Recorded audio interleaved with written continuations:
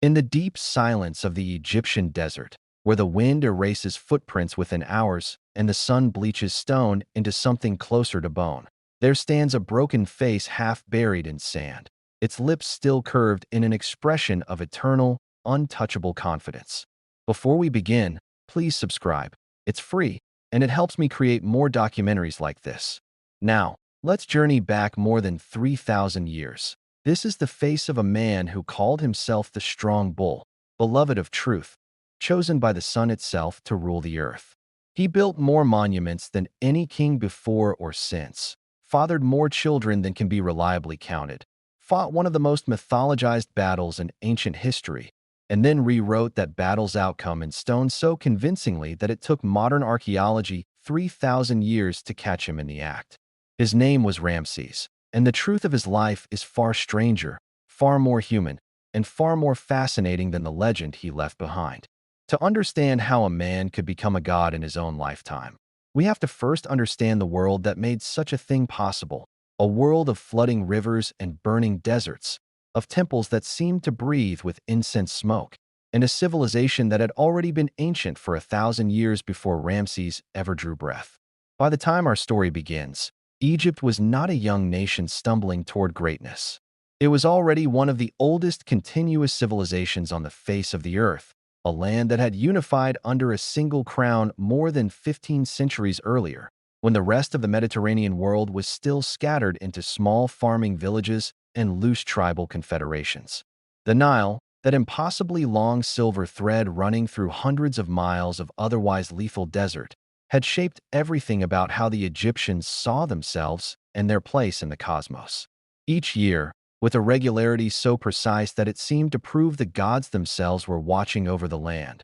the river rose in flood, spreading dark, mineral-rich silt across the fields on either bank. Where the water reached, life exploded in green abundance. Where it did not, there was only sand, rock, and death. This single, dramatic contrast, black fertile earth against red lifeless desert, gave the Egyptians their very name for their own country. Kemet, the Black Land, distinguished forever from Deshret, the red land of the wastes beyond. This rhythm of flood and retreat, of abundance and scarcity, taught the Egyptians to see the universe itself as a delicate balance that required constant maintenance. They called this cosmic order Ma'at, a concept so central to their civilization that it is difficult to translate with a single English word. Ma'at was truth, justice, balance, and the correct functioning of the universe all at once. Chaos, called Isfit, was always pressing in at the margins, threatening to unravel the world if it were not held back through ritual,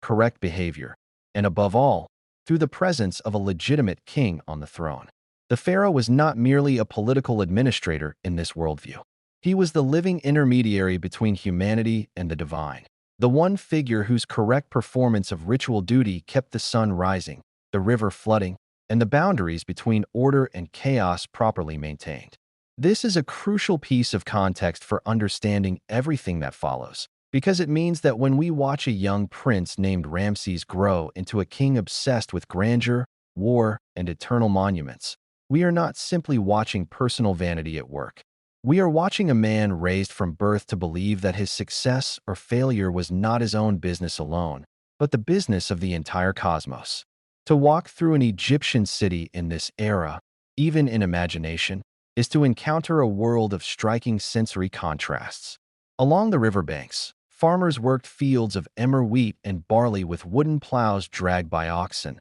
their bodies burned dark by a sun that dominated every hour of daylight. Barges laden with limestone and granite drifted downriver from distant quarries, their cargo destined for temple walls that would take decades to complete. In the towns, the air carried the mingled scent of baking bread, river mud, incense drifting from temple gateways, and the sharp tang of the tanneries and dye workshops that supplied the linen industry upon which so much of Egyptian daily life depended. Above it all rose the temples themselves, structures unlike anything else being built anywhere in the world at that time. Their pylon gateways rising higher than any building most of their worshippers would ever otherwise encounter, painted in colors that have long since faded from the stone we see today, but which in their own era would have blazed with red, blue, gold, and green. A deliberate assault on the senses meant to communicate the overwhelming presence of the divine. By the era just before Ramses was born, Egypt stood at the height of a period modern historians call the New Kingdom, a golden age that had begun roughly 2.5 centuries earlier when a line of powerful warrior kings expelled foreign rulers called the Hyksos from the Nile Delta and set Egypt on a path of aggressive military expansion. Pharaohs with names that still echo through history. Thutmose III, sometimes called the Napoleon of ancient Egypt for the sheer scale of his conquests, and the female pharaoh Hatshepsut, who ruled not as a queen consort, but as a king in her own right, had pushed Egyptian influence deep into the Levant to the northeast and far south into Nubia, transforming Egypt from a self-contained river kingdom into the center of an empire stretching across 2 continents. Tribute flowed into the capital from conquered and allied territories alike. Gold and ebony from Nubia, cedar wood and wine from the Levantine coast, exotic animals and incense from lands the average Egyptian farmer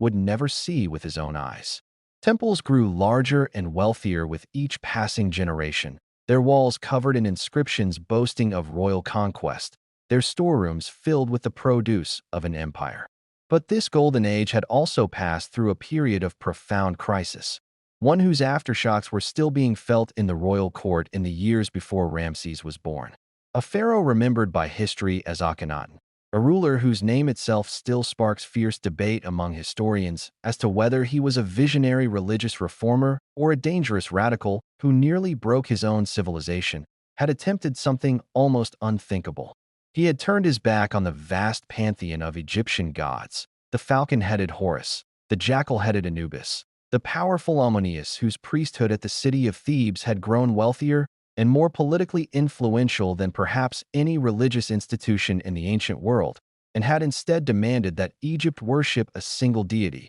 the sun disk itself, known as the Aten. He had abandoned the traditional capital, built an entirely new city in the middle of the desert dedicated to his new religion, and in doing so had thrown the machinery of Egyptian religious and political life into turmoil for nearly 2 decades. When Akhenaten died, his religious revolution collapsed almost as quickly as it had been built. His young successor, a boy king whose name has become perhaps the most famous in all of Egyptology, Tutankhamun, restored the old gods, moved the capital back to its traditional home, and died young himself, leaving no clear heir and a power vacuum at the very center of the Egyptian state. Into this vacuum stepped a series of men who were not born into the royal bloodline at all, but who rose through the ranks of the military and priesthood to seize the throne through a combination of political maneuvering, military strength, and sheer necessity. The last of Tutankhamun's immediate successors, an elderly courtier named Ai,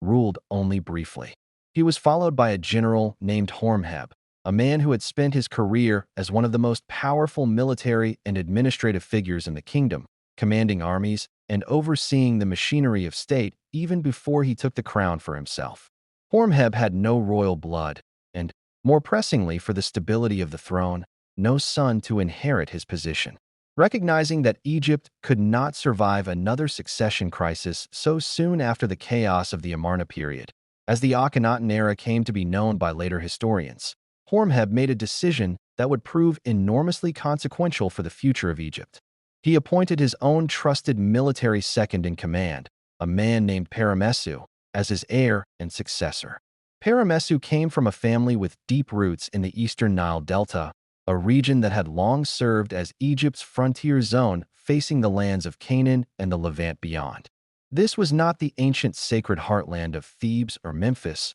but a more practical, militarized borderland, and the family's rise to power reflected a broader shift happening within Egyptian society at the time, one in which military competence and loyal service were becoming pathways to power that could rival or even surpass traditional aristocratic bloodlines. When Horemheb died without an heir of his own body, Paramesu ascended the throne and took a new name befitting his royal status, becoming the pharaoh remembered by history as Ramses I, founder of what modern historians call the 19th dynasty. He was already an old man by the time he became king, and his reign lasted less than 2 years. But in that brief span, he accomplished something of enormous importance. He secured the succession by ensuring that his own son, an experienced and capable man already serving in high military and administrative office, would inherit the throne without contest. That son took the throne named Seti, meaning he who belongs to the god Seth, and it was under his rule that the stage was truly set for the birth of the boy who would become the most famous pharaoh in history. Seti I proved to be one of the most capable and energetic rulers Egypt had seen in generations, a king determined to restore the glory and stability that had been shaken during the turbulent decades before his family came to power. He understood, perhaps more clearly than any of his immediate predecessors, that legitimacy in Egypt was won and maintained through visible, tangible achievement. Successful military campaigns that demonstrated the pharaoh's favor with the gods of war, and monumental building projects that proved the kingdom's continued prosperity and the king's personal piety. Seti threw himself into both endeavors with remarkable vigor. He led campaigns into the Levant, seeking to reassert Egyptian control over territories that had drifted from the empire's grasp during the instability of the Amarna years and its immediate aftermath, and he pushed against the growing power of a rival empire to the north, a formidable and technologically sophisticated civilization based in the highlands of Anatolia, in what is now modern Turkey. This was the Hittite Empire, a kingdom whose armies were famous for their disciplined chariot warfare and whose growing ambitions in Syria would come to dominate Egyptian foreign policy for the rest of the century, eventually setting the stage for the most famous military confrontation of Ramses's entire life. On the domestic front, Seti was equally ambitious. He commissioned one of the most beautiful temples ever constructed in Egypt at the sacred city of Abydos, a site considered by the Egyptians to be the mythical burial place of the god Osiris himself, ruler of the underworld and lord of resurrection. The temple's relief carvings, executed with an exquisite delicacy of line that art historians still marvel at today, represent some of the finest craftsmanship to survive from the entire span of ancient Egyptian civilization.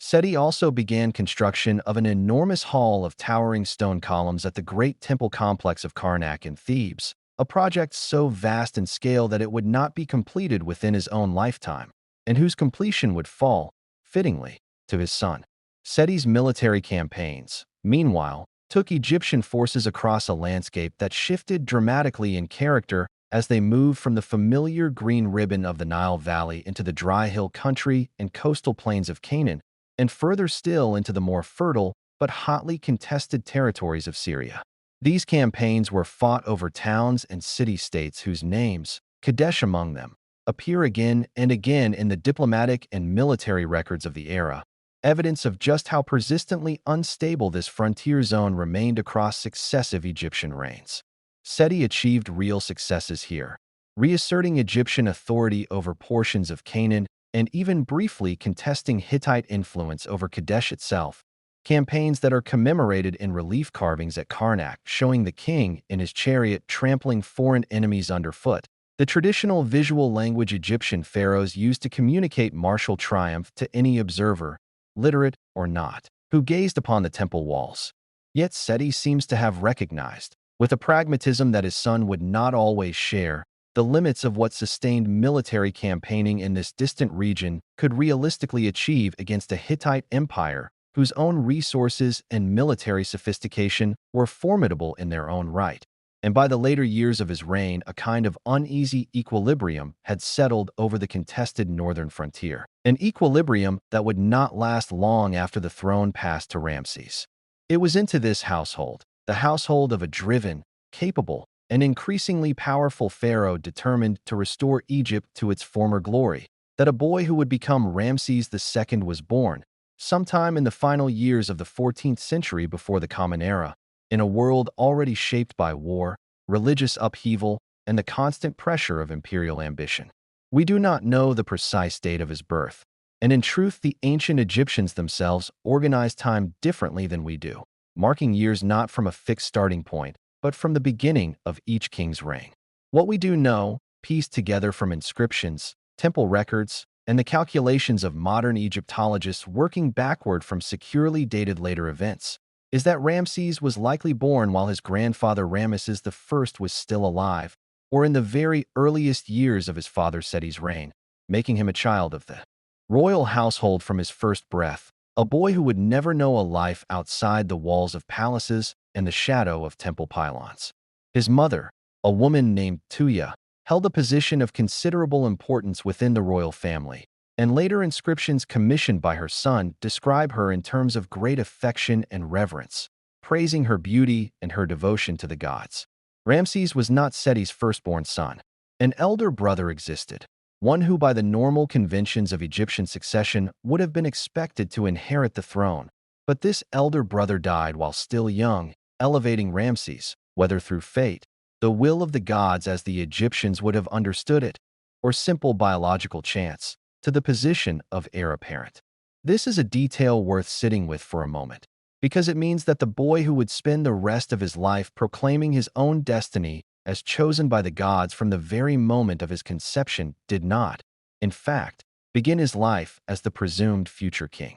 He became the heir only after tragedy struck his family, a reminder that even in a court obsessed with the language of divine predestination, the actual mechanics of power were shaped by the same unpredictable turns of fortune, illness, and mortality that governed every other family in the ancient world. From the moment he became heir, however, the machinery of royal preparation began to shape young Ramses into the king he was destined to become. Egyptian princes, and especially crown princes, received an education unlike almost anyone else in the kingdom, one designed to prepare them not merely to read and write. The literacy itself was a rare and prized skill possessed by only a small fraction of the Egyptian population, but to command armies, administer a vast bureaucracy, and perform the intricate religious rituals that only a pharaoh could rightfully carry out. Ramses would have been taught by scribes attached to the royal household, learning the complex hieroglyphic and hieratic writing systems, studying the great works of Egyptian literature and religious texts that had been copied and recopied for centuries, and absorbing the administrative knowledge needed to eventually oversee tax collection, resource distribution, and the countless other practical demands of running an empire that stretched from the mountains of Nubia in the south to the plains of Syria in the north. But perhaps more distinctively, Ramses was raised from a remarkably young age within the culture and discipline of the Egyptian military, an institution that his own family owed its very position to. His grandfather had risen through military service. His father continued to lead campaigns personally even after becoming king, a practice that was not universal among pharaohs of every era, but which had become increasingly expected of new kingdom rulers, who were meant to embody the warrior ideal as much as the priestly one. Inscriptions and later royal boasts, which must always be read with a critical eye given the Egyptian taste for self-glorifying exaggeration, claim that Ramses was given command of troops and formally recognized in military contexts at an extraordinarily young age, quite possibly still a child by modern standards. Whether or not the specific claims of these inscriptions represent literal historical fact, or the kind of retrospective mythologizing that ancient rulers frequently applied to their own childhoods, the underlying pattern they reflect is almost certainly genuine. Ramses grew up surrounded by soldiers, chariots, and the language of conquest, and this environment left an indelible mark on how he would understand kingship for the rest of his life. The expectations placed on a boy in Ramses's position were, by any measure, extraordinary, and they extended into nearly every dimension of his upbringing. He was expected to master not only the practical skills of literacy, administration, and military command, but also the vast and intricate body of religious knowledge that a pharaoh needed to perform his ritual duties correctly. This included memorizing lengthy liturgies recited during temple ceremonies, understanding the elaborate mythology surrounding gods such as Ammonius, Ra, Osiris, and Ptah, and internalizing the theological logic that positioned the king as the singular point of contact between the human and divine realms. A pharaoh who performed the daily temple rituals incorrectly, who failed to make the proper offerings, or who neglected his religious obligations was not merely committing a personal failing in Egyptian eyes. He was believed to be risking the stability of the cosmos itself, inviting drought, military defeat, or worse upon the entire nation. Few responsibilities in human history have carried such totalizing weight, and few childhoods have been so completely organized around preparing a single individual to bear it. Alongside this religious and administrative training, Ramses would have undergone rigorous physical education befitting the warrior ideal that Egyptian kingship by this era demanded. Egyptian princes trained in archery, wrestling, horsemanship, and above all in the demanding art of chariot driving, a skill that required exceptional balance, strength, and nerve, since a chariot driver had to control a pair of spirited horses at speed across uneven terrain while simultaneously wielding a bow or spear, often while a battle raged chaotically around him. Royal inscriptions throughout Ramses's reign repeatedly emphasize his prowess as a horseman and archer, describing him in later years as capable of shooting arrows clean through targets of solid copper, a claim that certainly belongs more to the register of royal boasting than literal fact, yet which nonetheless reflects the genuine cultural importance placed on these physical, martial skills as a marker of legitimate kingship. There is something worth pausing on here, a question that any thoughtful listener might naturally ask. What was it actually like to be this child, groomed from his earliest years for a destiny of near-total power and near-total responsibility,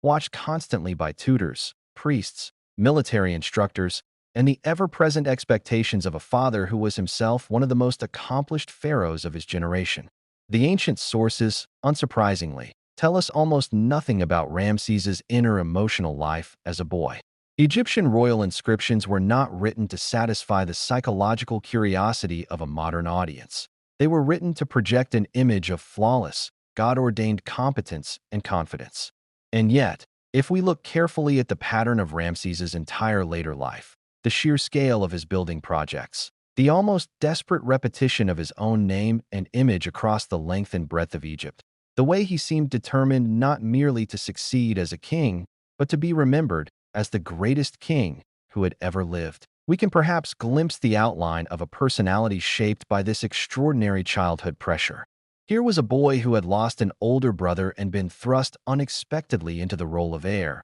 raised by a powerful and demanding father in an era when Egypt's recent history included a religious crisis so severe it had nearly fractured the state. A boy taught from his earliest years that his ultimate purpose was not personal happiness or even personal survival, but the maintenance of cosmic order itself. Whatever else we might say about the man Ramses would become, ambitious, vain, brilliant in his understanding of propaganda, undeniably capable as both a military leader and an administrator, it is difficult not to see in him the product of one of the most demanding childhoods imaginable. As Ramses grew from boyhood into adolescence and young manhood, his father said he began drawing him ever more directly into the actual machinery of governance and warfare, rather than keeping him confined to the theoretical instruction of the palace schoolroom. This was standard practice for royal heirs throughout much of Egyptian history, but Seti appears to have pursued it with particular intensity,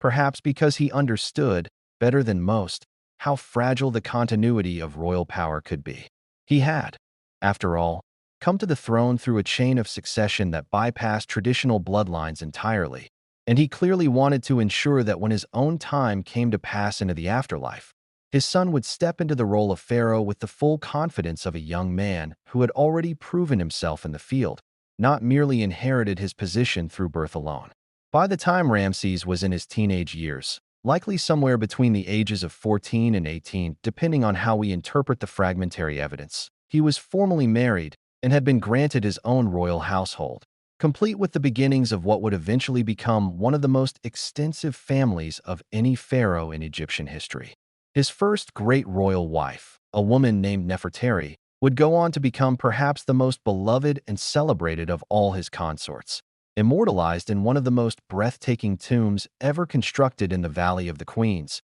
its walls covered in paintings of such vivid color and delicate artistry that they remain among the most treasured works of art to survive from the ancient world. Another wife, Isetnofret, would also bear him children who played significant roles in the decades to come, including sons who would eventually serve as crown prince after their elder half-brothers predeceased their father, a recurring and almost eerie pattern. Within this family, in which the presumed heir to the Egyptian throne repeatedly died before ever having the chance to rule. Even at this relatively early stage of his life, Ramses's relationship with religion and royal authority was already taking on the distinctive character that would define his entire reign. He had been born into a dynasty founded by men without traditional royal blood, a family whose legitimacy rested not on unbroken descent from the great god kings of earlier centuries, but on demonstrated competence, military success, and the careful cultivation of religious favor. This lineage seems to have instilled in Ramses, and indeed in his father before him, an almost compulsive need to publicly demonstrate piety and divine favor at every opportunity, as though the newness of the family's claim to the throne had to be continuously reinforced through visible acts of devotion. Where an older, more secure dynasty might have felt less pressure to constantly restate its legitimacy, the 19th dynasty, and Ramses in particular, seemed to understand instinctively that royal authority in Egypt was never simply inherited and left unquestioned. It had to be actively performed, again and again, before the eyes of the priesthood, the nobility, and the gods themselves. Ramses also appears to have accompanied his father on at least some of his military campaigns into the Near East during these formative years, gaining first-hand experience of the realities of ancient warfare, the logistics of moving an army across hundreds of miles of difficult terrain, the diplomatic complexities of dealing with vassal states and rival powers,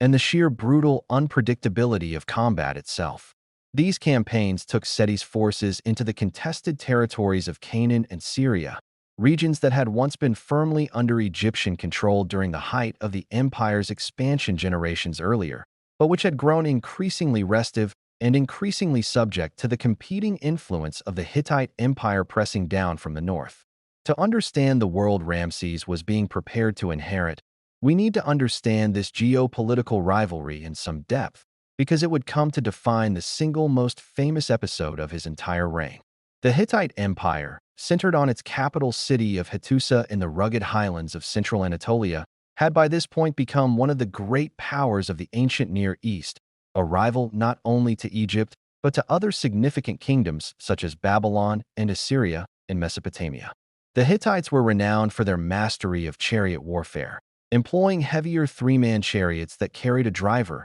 a shield-bearer, and a warrior armed with spear and bow, a design that traded some of the speed and maneuverability of the lighter two-man Egyptian chariots for greater staying power and shock impact in direct engagement. They had also, significantly, developed early expertise in ironworking, though the full transition from the Age of Bronze to the Age of Iron was still generations away, and their political system, while different in structure from Egypt's divine kingship, was similarly built around a powerful central monarchy, supported by a network of vassal states and client kingdoms extending across much of Syria and northern Mesopotamia. This rivalry between Egypt and the Hittites was not simply a matter of two great powers colliding at their borders. It was, in many ways, a contest for the loyalty of dozens of smaller kingdoms and city-states caught between them, places whose rulers had to constantly calculate which great power was more likely to protect them, more likely to punish disloyalty,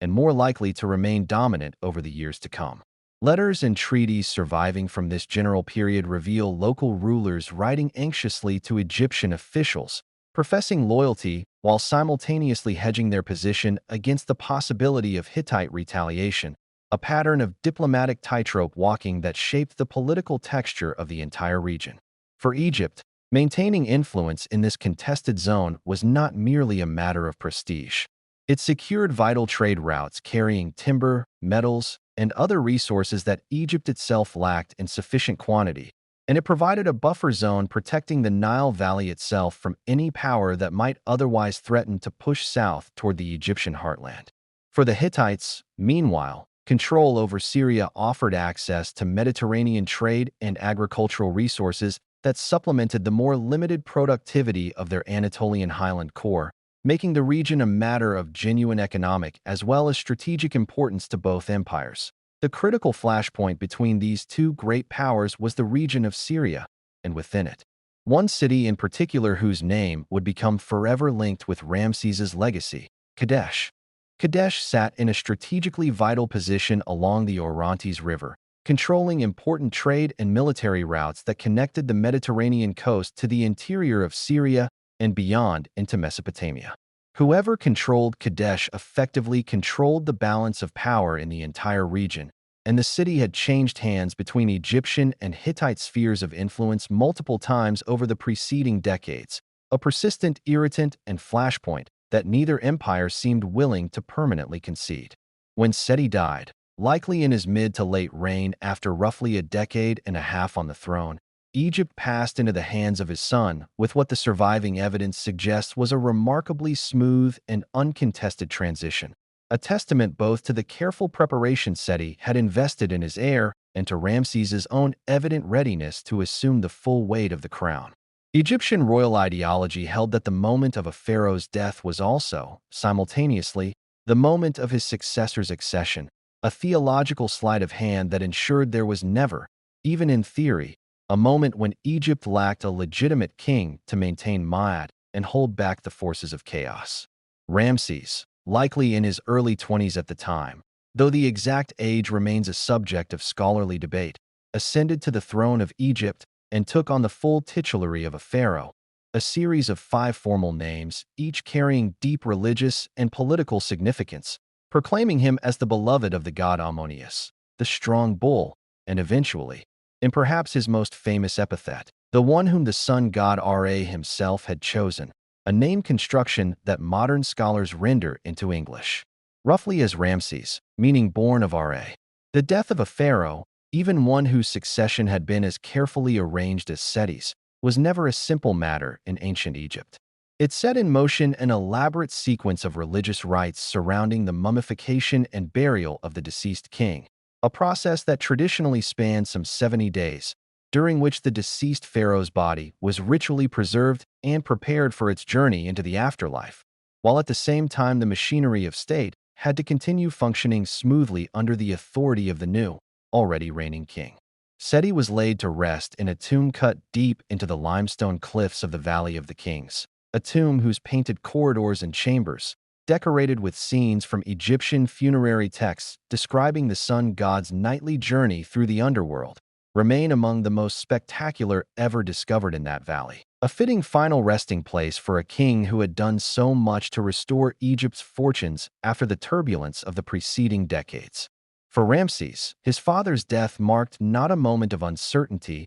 but the activation of a role for which he had been meticulously prepared over the course of his entire life. His coronation would have been an event of enormous religious and political theater. Egyptian coronation rites drew upon rituals with roots stretching back over 1,000 years, incorporating symbolic reenactments of the mythical unification of the two lands, the presentation of the crook and flail that had served as symbols of pharaonic authority since the earliest dynasties, and the formal recitation of the new king's 5-fold royal titulary before the assembled priesthood and nobility. Processions would have carried the new pharaoh between the great temples of Thebes and Memphis, the two traditional centers of religious and political authority in Egypt, ensuring that the gods of both the south and the north formally recognized and blessed his reign. For the ordinary population of Egypt, largely illiterate farmers and laborers who would never personally witness these court ceremonies, news of the coronation would have spread gradually along the length of the Nile, carried by traveling officials, priests, and merchants, accompanied by public celebrations, offerings at local temples, and perhaps a cautious, watchful curiosity about what kind of king this confident young man, already known for his energy and ambition, would turn out to be. Conducted according to rituals whose roots stretched back over 1,000 years into Egypt's past. The new king would have been crowned with the combined crown symbolizing the unification of Upper and Lower Egypt, presented before the great gods of the state temples, and formally recognized by the priesthood, the nobility, and the military as the legitimate holder of the throne. For a young man who had spent his entire life being prepared for precisely this moment, it must nonetheless have carried an almost overwhelming psychological weight. He was no longer merely a prince being trained for future greatness, but the actual living embodiment of the god Horus on earth, personally responsible for the well-being of every soul in Egypt and for the continued favor of the gods themselves. From the very outset of his reign, Ramses moved with a speed and confidence that suggests a young ruler determined not merely to maintain what his father had built, but to surpass it decisively. He understood, with an instinct that would define his entire 50-plus-year reign, that Egyptian kingship was fundamentally a performance, one that had to be constantly renewed and reinforced through visible acts of piety, military success, and monumental construction. Within the earliest years of his rule, he began ambitious building projects across the length of Egypt, completing his father's unfinished hypostyle hall at Karnak with its forest of towering stone columns carved with scenes of his own reign, and initiating new projects of his own that would eventually make him, by a significant margin, the most prolific builder in the entire history of ancient Egypt. Ramses's ambitions for Egypt in these early years extended well beyond simple continuity with his father's policies. He seems to have envisioned a reign that would not merely maintain the empire he inherited, but expand and glorify it beyond anything his predecessors had achieved, restoring Egypt to a position of unquestioned dominance across the ancient Near East, while simultaneously transforming the physical landscape of Egypt itself through building projects of unprecedented scale. This was, even by the standards of ancient royal ambition, an extraordinarily grand vision for a young man only recently arrived on the throne, and it would come to shape virtually every decision of his reign, from his handling of foreign policy in Syria and Canaan to his allocation of the kingdom's considerable resources towards stone quarrying, temple construction, and the endless replication of his own image across the length of the Nile Valley.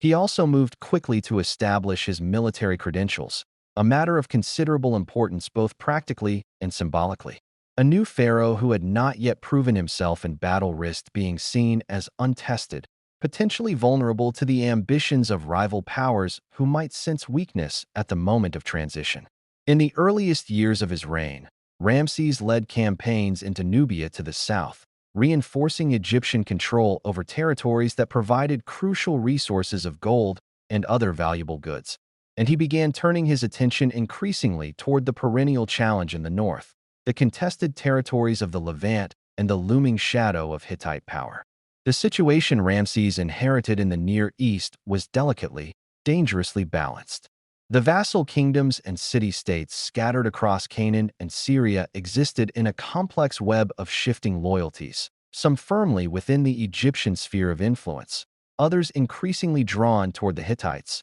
and many playing both sides against each other in an effort to preserve their own local autonomy and survival. This was not a world of clean, fixed borders, but one of overlapping and contested spheres of influence, where local rulers declared loyalty to Egypt or to Hutti, the Hittite homeland, could shift depending on which great power seemed to be winning favor, applying military pressure, or offering the better terms at any given moment. Egyptian and Hittite diplomatic correspondence from this period, some of it preserved in archives such as the famous collection discovered at the site of Amarna dating slightly earlier, reveals a world of constant negotiation, mutual suspicion, and careful diplomatic maneuvering between the great powers, punctuated by periodic outbreaks of direct military confrontation when diplomacy failed to resolve competing claims. By the time Ramses had been on the throne for several years, tensions over the city of Kadesh and the broader question of who would dominate Syria had reached a boiling point.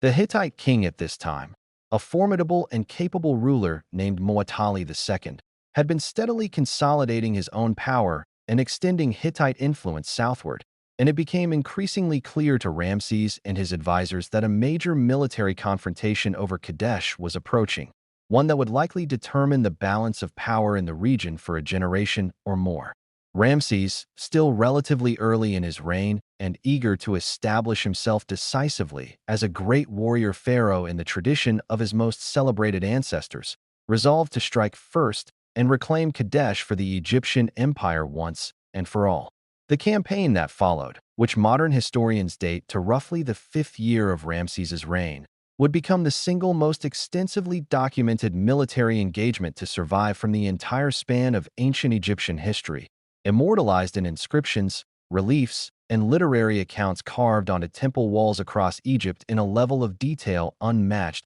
by any other battle of the period. And yet, paradoxically, this very abundance of evidence creates one of the great puzzles of Egyptological research, because the account Ramses left behind is not, as we will see, a straightforward historical record. It is, in significant part, a masterwork of royal propaganda, and untangling the actual events of the battle from the mythologized version Ramses wanted remembered has occupied historians for well over a century. Let us walk through what actually appears to have happened, drawing on the careful comparative work of modern scholars who have cross-referenced the Egyptian inscriptions against the more fragmentary but revealing Hittite sources that have survived from the other side of the conflict. The strategic calculus behind the campaign was, on its surface, straightforward. Kadesh sat astride the Orontes River in a naturally defensible position, its walls rising above a landscape of fertile river plain framed by hills to the east and west, a location that had made it a coveted prize for every regional power stretching back for generations. To move an army there from the Egyptian heartland required an enormous logistical undertaking. Soldiers, chariot horses, pack animals, and support personnel had to be provisioned for a march that would take the better part of a month, moving north from the eastern delta through the coastal towns of Canaan, past fortified way stations that Egyptian forces had maintained along this route for generations, and then inland through increasingly difficult terrain as the army approached the Orontes Valley. Water sources had to be identified and secured in advance, grain and dried provisions transported by donkey caravan and ox cart, and the discipline of thousands of conscripted men, most of them farmers pulled temporarily from their fields rather than career soldiers, had to be maintained across weeks of exhausting travel through unfamiliar and potentially hostile country. Ramses himself would have overseen much of this planning personally, drawing on the administrative apparatus of the Egyptian state, a bureaucracy of scribes and officials capable of coordinating the movement and provisioning of tens of thousands of men across hundreds of miles, a logistical achievement that should not be underestimated even by the standards of much later military history. The Egyptian army that marched north in the spring of that campaigning year was organized into 4 great divisions, each named after a major Egyptian deity, a structure that reflected both practical military organization and the deeply religious character of Egyptian statecraft. There was the division of Ammonius, the preeminent god of the Egyptian pantheon at this time, marching under Ramses's own personal command. There was the division of Ra, named for the sun god from whom Ramses claimed his very name and legitimacy. There was the division of Ptah, the great creator god associated with the city of Memphis, and there was the division of Set, named for the god associated with Ramses's own grandfather and, fittingly, with the chaos and violence of warfare itself. Each division numbered in the thousands of men, supported by chariot forces, and together the army likely comprised somewhere in the range of 20,000 soldiers, an enormous logistical undertaking requiring vast quantities of food, water, and equipment to sustain over the long march north through Canaan and into Syria. The march itself would have been a grueling, dust-choked ordeal, columns of infantry stretching for miles along ancient roads, chariots kicking up clouds of dry earth, the army moving through a landscape that shifted from the fertile coastal plains of Canaan to increasingly rugged and hilly terrain as they pushed further north toward the Orontes Valley. Soldiers carried what supplies they could, supplemented by requisitions from local populations along the route and by supply trains that struggled to keep pace with the army's advance. The heat, the physical exhaustion of marching for weeks on end, the ever-present anxiety of moving through contested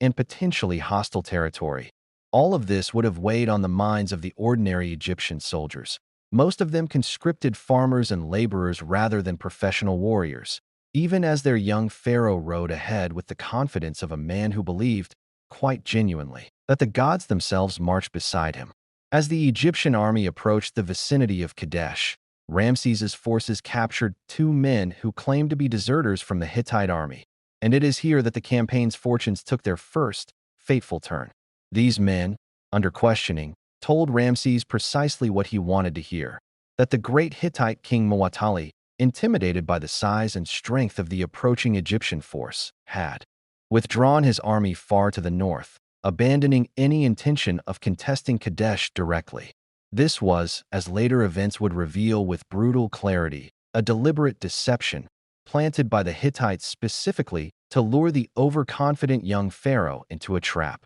In reality, Muwatalli's army, likely comparable in size to Ramses's own forces, or perhaps even larger, was concealed just behind the city of Kadesh itself, hidden from Egyptian scouts by the terrain and prepared to strike the moment the opportunity presented itself. Believing the way ahead was clear, Ramses made a decision that would very nearly cost him his life and his entire army. He pushed forward with his lead division, the division of Ammonius, under his direct personal command, advancing well ahead of his other three divisions which were still strung out along the march route behind him, separated by considerable distances and unable to offer immediate support. This was precisely the kind of overextension that any experienced military commander would recognize as dangerous. But Ramses, still relatively young and perhaps overconfident following the false intelligence he had received, pressed on toward Kadesh with his forward division essentially isolated from the rest of his army. It was only after Ramses had already made camp near Kadesh with this lead division that the truth began to emerge.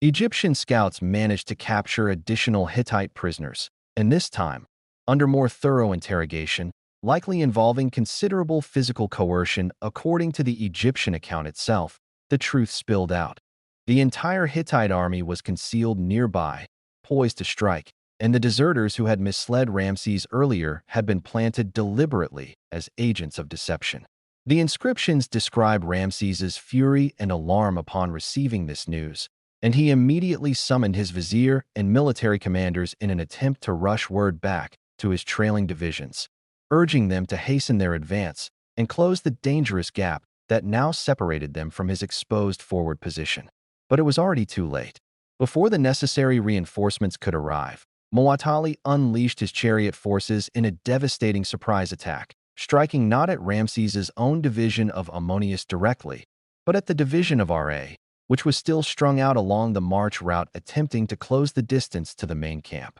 The Hittite chariots crashed into the unprepared and marching Egyptian ranks with overwhelming force, scattering the division of Ra in chaos and panic, its soldiers fleeing in disarray, some running headlong into the camp of the division of Ammonius itself, spreading terror and confusion as they came. In the span of what was likely only minutes, an entire Egyptian division had effectively been shattered, and the survivors' panicked flight now threatened to unravel Ramses's own position as well, with fleeing soldiers crashing through the camp of Ammonius, dragging chaos and demoralization along with them. For the ordinary soldiers caught within the division of Ra as the Hittite chariots struck, the experience must have been one of pure, disorienting terror. These were men who, in many cases, had marched for weeks under a punishing sun, their feet blistered, their bodies worn thin by the physical demands of the campaign. Many of them conscripted farmers with only rudimentary combat training rather than seasoned professional soldiers. To have several thousand enemy chariots suddenly materialize from concealment and crash into their marching column, still strung out along the road rather than arrayed in defensive formation, would have produced exactly the kind of catastrophic panic that ancient military commanders feared above almost anything else. Men broke ranks and ran, discipline dissolving within moments as the instinct for survival overrode any training or loyalty to the formation. Chariots wheeled through the fleeing mass of infantry, and the very people fleeing toward what they hoped was the safety of Ramses's camp became, in effect, a second wave of chaos crashing into the division of Ammonius, spreading fear and confusion even before the Hittite forces themselves arrived at the camp's perimeter. It is worth pausing to consider this scene not merely as a tactical event to be analyzed, but as a deeply human moment of shared terror. Thousands of ordinary men suddenly confronted with the very real possibility of death on a foreign riverbank, far from their homes along the Nile, caught in a crisis born of decisions made far above their own station. This was, by any objective military assessment, a moment of genuine catastrophe. Ramses's forward division was now isolated, its flank exposed, its neighboring division routed and fleeing, and Hittite chariots bearing down with what must have appeared to be irresistible momentum. According to the Egyptian account, and this is the part of the narrative that Ramses would later transform into the centerpiece of his own personal legend, the young pharaoh found himself effectively surrounded, his personal bodyguards scattered or overwhelmed, facing the prospect of capture or death at the hands of the enemy. What actually happened in these desperate moments is difficult to reconstruct with total precision, given that our primary source is Ramses's own triumphant account, composed specifically to glorify his personal courage and divine favor. But the broad outline, corroborated in its general shape even by the more skeptical readings modern historians apply to the Egyptian sources, appears to be this. Ramses, rather than fleeing or surrendering to panic, rallied the remaining forces around him and personally led a series of desperate chariot charges against the Hittite forces pressing in around his position. The inscriptions describe him invoking the god Ammonius directly in this moment of crisis, praying for divine intervention and expressing bitter disappointment that his father the god had seemingly abandoned him in his hour of greatest need, a strikingly personal and emotionally raw passage that stands out from the otherwise formulaic language of royal Egyptian inscriptions. The decisions Ramses made in these critical minutes would come to define how he was remembered for the rest of his life and long after it. Rather than attempting to flee the collapsing position, an option that some historians note would have been the more cautious and arguably more rational choice, given the apparent scale of the danger, he seems to have made a rapid calculation that scattering into the countryside with a handful of guards offered little real safety against pursuing chariots, and that his only viable path forward was to hold his ground, rally whatever forces remained coherent around him, and buy time for his other divisions to arrive. This required not only personal physical courage, mounting his chariot and riding directly into contact with the enemy rather than sheltering behind whatever defenses remained, but also a kind of psychological composure under extreme pressure that is genuinely difficult to fake or manufacture after the fact through propaganda alone. Whatever the precise details, it does appear that Ramses's personal actions in this crisis, whether through genuine tactical skill, sheer desperate courage, or simple good fortune, helped prevent the immediate collapse of his position into total disaster. The fighting around the Egyptian camp continued in a chaotic, close-quarters melee, chariots wheeling and clashing amid the tents and supply wagons, infantry fighting in scattered pockets rather than organized formation, the entire battle degenerating into precisely the kind of confused, desperate struggle that ancient battles frequently became once the initial tactical plans of both sides broke down under the actual chaos of combat. The turning point, according to both Egyptian and the corroborating fragments of Hittite evidence, came with the arrival of additional Egyptian forces. There is some scholarly debate about the precise composition and origin of these reinforcements. The Egyptian account describes the timely arrival of an elite unit, sometimes translated as the Narration, which appears to have been a separate force, possibly stationed in the region of the Levantine coast, that arrived at a crucial moment and struck the Hittite forces from an unexpected direction, helping to stabilize the Egyptian position and turn the tide of the immediate engagement. The remaining Egyptian divisions, the division of Ta and the division of Set, which had been marching some distance behind, also eventually arrived on the field, though likely too late to participate in the battle's most critical and desperate phase. The precise identity and origin of the reinforcing Narration force remains one of the persistent mysteries of the Kadesh campaign, and historians continue to debate the question without full resolution. Some scholars have suggested these were troops that Ramses had strategically positioned along the Mediterranean coast before the campaign began, perhaps anticipating that his lead division might advance faster than the rest of his army and require a safety net of exactly this kind, which, if true, would suggest a degree of tactical foresight on Ramses's part that complicates the simpler narrative of a young king blundering into a trap through sheer overconfidence. Others have proposed more mundane explanations, that these were simply reserve forces or garrison troops from nearby Egyptian-held territory who happened to be close enough to respond once news of the crisis reached them. Whatever their precise origin, their arrival at the crucial moment, striking the Hittite chariot forces from a direction they had not anticipated, appears to have been decisive in preventing what might otherwise have become total Egyptian collapse. The Hittite chariot forces, which had achieved such devastating initial success against the division of Ra, appear to have become somewhat disorganized in the aftermath of their initial charge, some accounts suggesting that Hittite crews, rather than pressing their advantage immediately, paused to loot the abandoned Egyptian camp, a detail that, if accurate, would represent precisely the kind of tactical indiscipline that has turned the tide of countless ancient battles throughout history. Whatever the precise sequence of events, by the close of the day's fighting, neither side had achieved a decisive, war-ending victory. The Egyptian forward division had survived a catastrophic surprise attack that could easily have resulted in the death or capture of the pharaoh himself, an outcome that would have been an almost unthinkable disaster for Egypt, while the Hittites, despite their initial tactical triumph, had failed to destroy the Egyptian army or capture Kadesh's Egyptian besiegers decisively.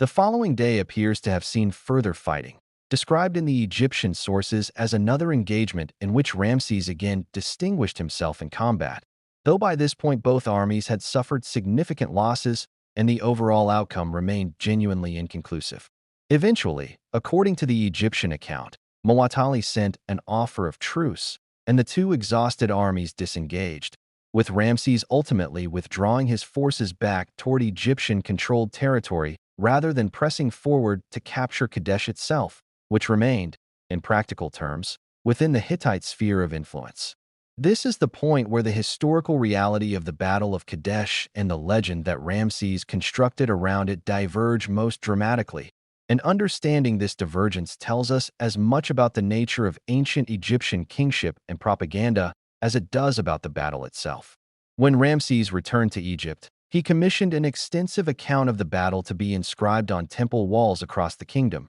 at Karnak, at Luxor, at Abydos, and at his own mortuary temple, a text so extensively reproduced that Egyptologists have been able to compile a remarkably complete and detailed version of the official royal narrative. In this account, composed partly in formal poetic verse and partly in a more narrative bulletin style, Ramses presents the battle not as the near catastrophe that the underlying events suggested actually was, but as a resounding personal triumph, a battle in which he, virtually alone and abandoned by his panicked troops, single-handedly turned back the entire Hittite army through his own courage and the direct intervention of the god Ammonius, who is depicted as personally strengthening the pharaoh's arm in his moment of greatest need. The inscriptions describe Ramses charging repeatedly into the enemy ranks, scattering thousands of Hittite chariots and infantry through his own individual valor, a portrayal that modern historians universally recognize as significant exaggeration,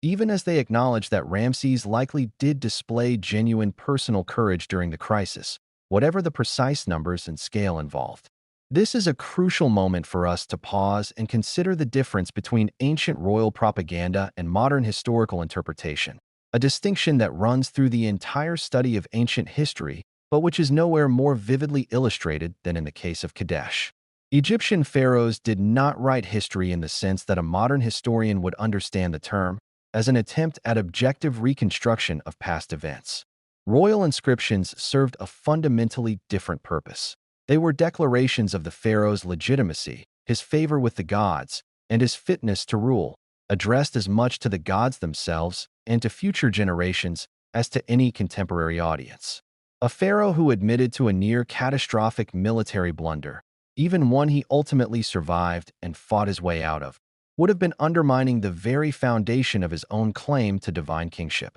Better, from this perspective, to transform a battle that modern military historians generally assess as an inconclusive engagement, one in which Egyptian overconfidence and poor intelligence very nearly led to disaster, into a glorious individual triumph, secured through the pharaoh's personal courage and the direct favor of the gods. It is worth noting, too, that the literary form Ramses chose for his account of Kadesh was itself a significant innovation. Rather than relying solely on the terse, formulaic battle bulletins that earlier pharaohs had used to record their military achievements, Ramses commissioned what is often called the Poem of Pintor, a lengthy and genuinely sophisticated piece of narrative verse that builds dramatic tension, portrays the pharaoh's inner emotional state, and stages his confrontation with Ammonius as something closer to a heroic epic than a simple administrative record. This literary ambition tells us something important about how Ramses understood the tools available to him as a ruler.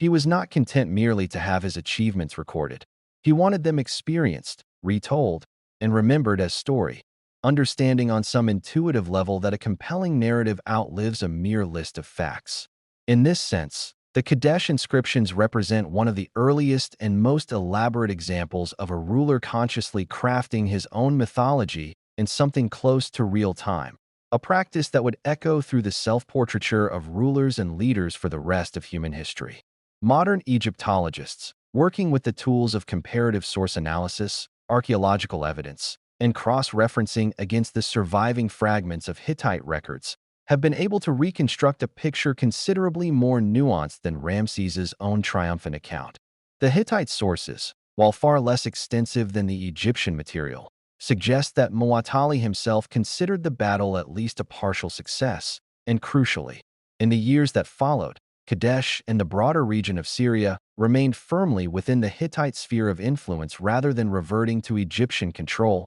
a strong practical indication that whatever happened on the battlefield itself, the strategic outcome of the campaign favored the Hittites rather than the Egyptians. Ramses had survived a dangerous ambush and had, through some combination of skill, courage, and fortune, avoided the potential catastrophe of losing his own life or being captured, but he had not achieved his original strategic objective of reclaiming Kadesh for the Egyptian Empire. And yet, in one of the more fascinating ironies of ancient history, the very battle that represented, at best, a strategic draw and, at worst, a significant Egyptian setback, became through the sheer power of Ramses's propaganda machine one of the defining legends of his entire reign. Reproduced on temple walls throughout Egypt in greater detail and at greater length than virtually any other event in his 50-plus years of rule. This tells us something important about Ramses as a historical figure. Whatever his actual performance on the battlefield,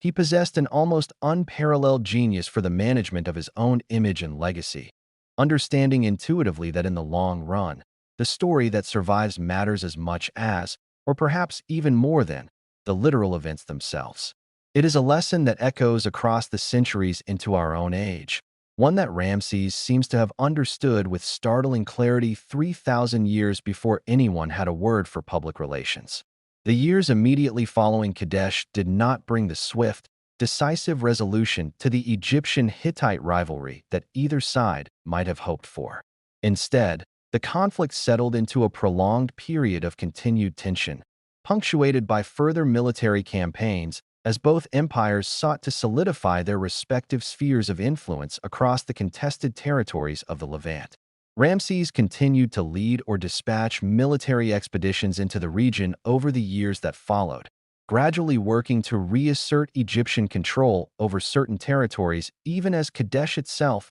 and the broader northern regions of Syria remained firmly aligned with the Hittites. This was not a static standoff, but an ongoing, grinding contest, small cities and local rulers shifting allegiance under pressure from one great power or the other, minor engagements and skirmishes flaring up periodically, the kind of protracted, inconclusive great power rivalry that drains resources and manpower from both sides without producing a decisive resolution for either. What ultimately brought this decades-long rivalry to a close was not another battlefield triumph, but a growing recognition on both sides that continued conflict served neither empire's genuine long-term interests. By the time roughly 15 or 16 years had passed since the confrontation at Kadesh, both Egypt and the Hittite Empire faced pressures that made the prospect of a lasting peace increasingly attractive. The Hittites, in particular, were growing increasingly concerned about threats to their east, where the rising power of Assyria was beginning to encroach upon territories the Hittites had long considered within their own sphere of influence.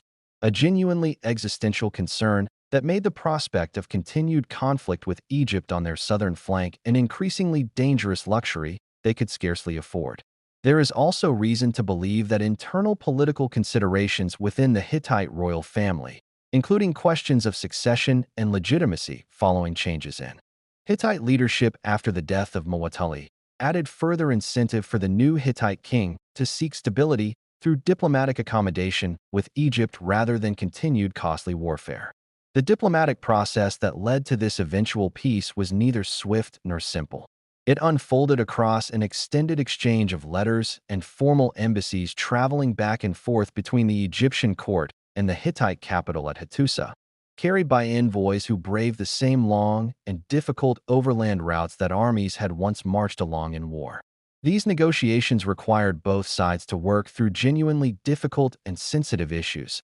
including the precise wording of territorial boundaries, the status of contested vassal states, and the delicate matter of formal royal titulary, since each king needed to be addressed and represented in a manner that preserved his own dignity and did not appear to subordinate his throne to the others. Surviving correspondence from Hittite archives reveals a tone of careful, often quite personal diplomacy, with the Hittite king and Ramses exchanging messages that discussed not only the formal terms of peace, but also matters of health, family, and mutual goodwill, suggesting that over time what began as a cautious, calculated truce between former enemies gradually developed into something resembling genuine, if carefully managed, royal friendship. The result was one of the most remarkable diplomatic achievements to survive from the ancient world, a formal peace treaty between Egypt and the Hittite Empire, negotiated and ratified through an extensive exchange of correspondence, envoys, and formal diplomatic ceremony between the two royal courts.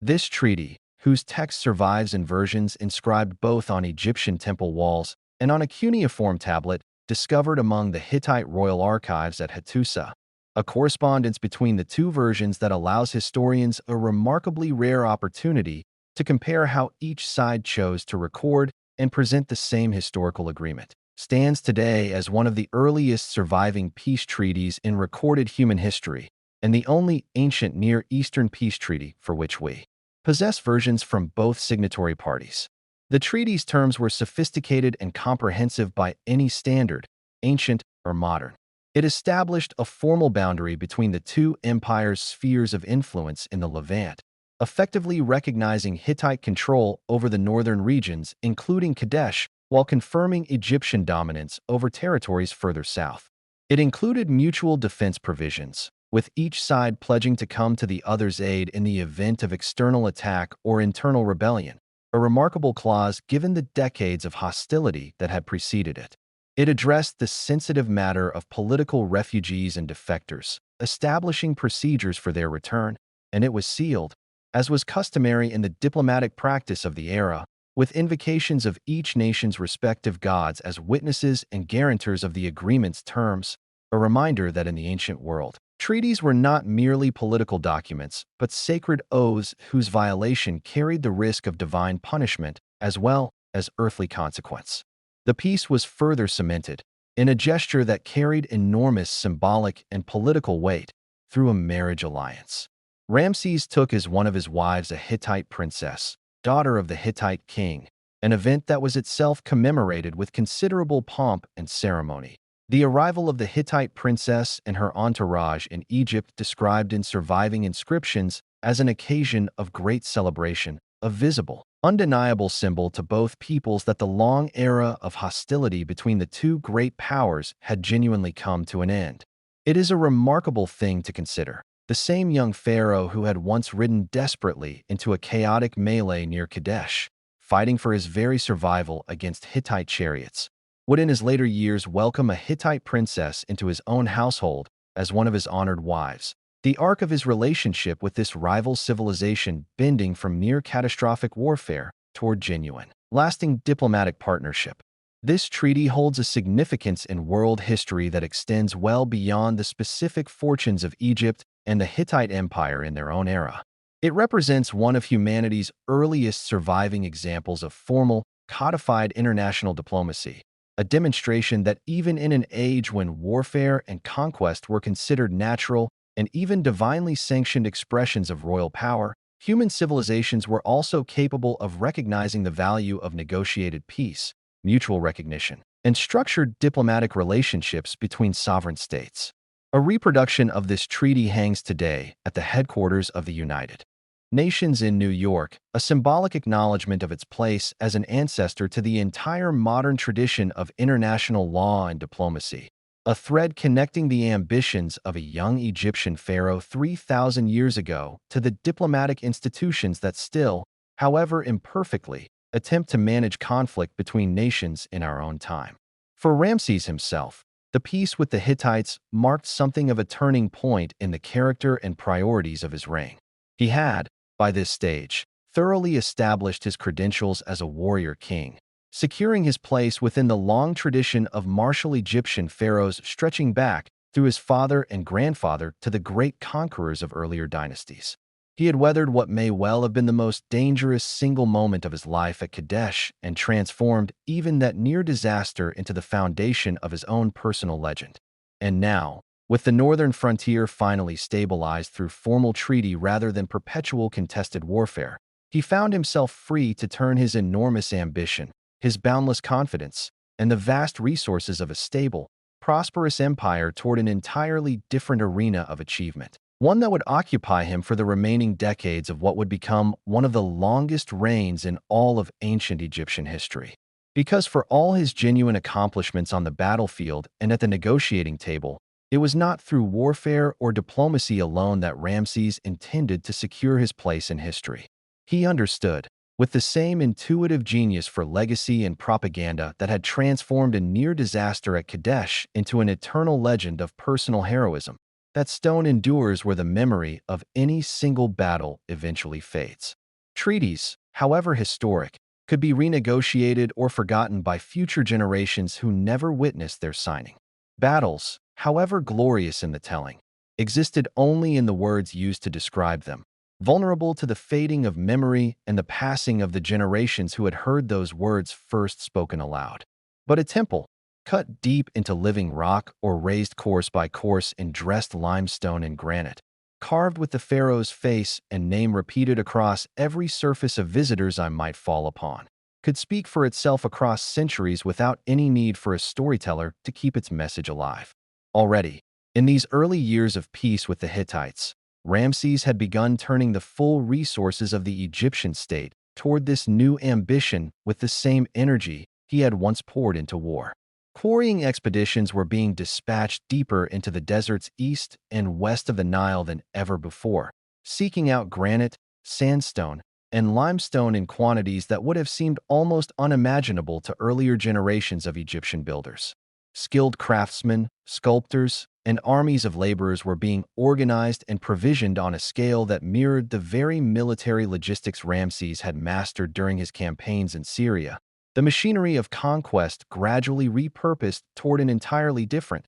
though no less ambitious, kind of monument building. Across the length of Egypt, from the great temple complexes of Thebes in the south to the sands of the Delta in the north, and deep into the heart of Nubia beyond Egypt's traditional southern border, Ramses was about to embark on a building campaign unlike anything the ancient world had ever witnessed, a program of construction so vast, so relentless, and so thoroughly stamped with his own name and image that it would ensure his survival in human memory not for mere centuries, but for more than 3,000 years, carrying his name forward into an age of flight and radio and digital transmission that no ancient Egyptian could possibly have imagined, yet which would still, somehow, come to know him as Ramses the Great. The warrior who had fought for his life beside the Orontes River and the diplomat who had shaken hands with his former enemy's envoys were about to give way to something new. A builder whose ambition would carve his image into the very bones of Egypt itself,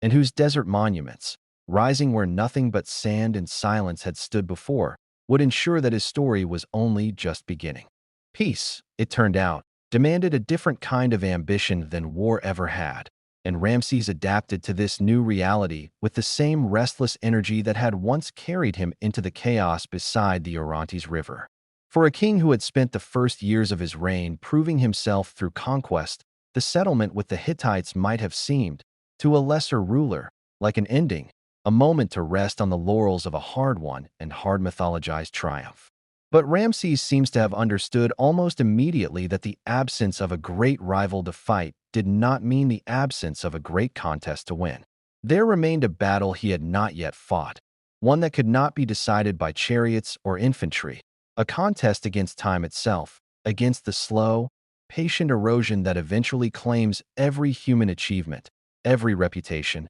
every name. If he could not conquer forgetting through the sword, he would conquer it through stone. And in the decades of relative peace that followed the treaty with the Hittites, he turned the full might of the Egyptian state toward an undertaking so vast that it would, by the time of his death, leave more standing monuments across Egypt and Nubia bearing his name than any pharaoh before or since. To understand the scale of what Ramses set in motion, It helps to appreciate just how completely the Egyptian state was capable of mobilizing itself around a single royal vision. Egypt in this era was not a loose collection of semi-independent territories, but a highly centralized administrative machine, one that had been refined over centuries of dynastic rule into an instrument capable of extraordinary coordination. At the apex of this system sat the pharaoh himself, but beneath him operated a vast hierarchy of viziers, treasury officials, temple administrators, provincial governors,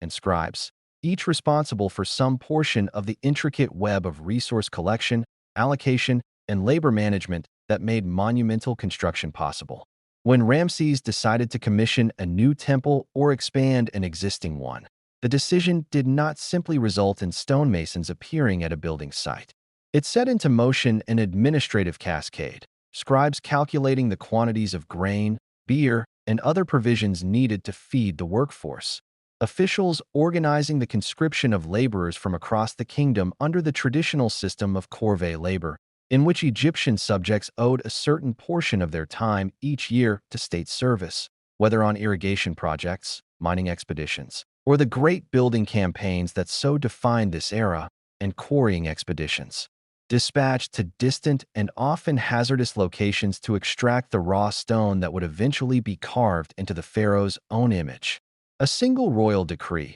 issued from the palace and carried by messenger to provincial officials across the kingdom, could set in motion a chain of activity touching the lives of tens of thousands of ordinary people, from the quarrymen chipping away at distant desert rock faces to the bakers and brewers whose increased production fed the assembled workforce, to the boat captains whose vessels were requisitioned to ferry stone and supplies along the Nile, to the modest village households whose sons might find themselves conscripted for a season's labor far from home. This was governance conducted at an almost civilizational scale, and it is a testament to the depth and maturity of Egyptian administrative tradition, refined across many centuries of dynastic rule, that a project as vast as Ramses's building program could be sustained continuously across decades without collapsing the broader agricultural and economic foundations upon which the entire kingdom ultimately depended. The financing of these projects flowed primarily from Egypt's temple economy,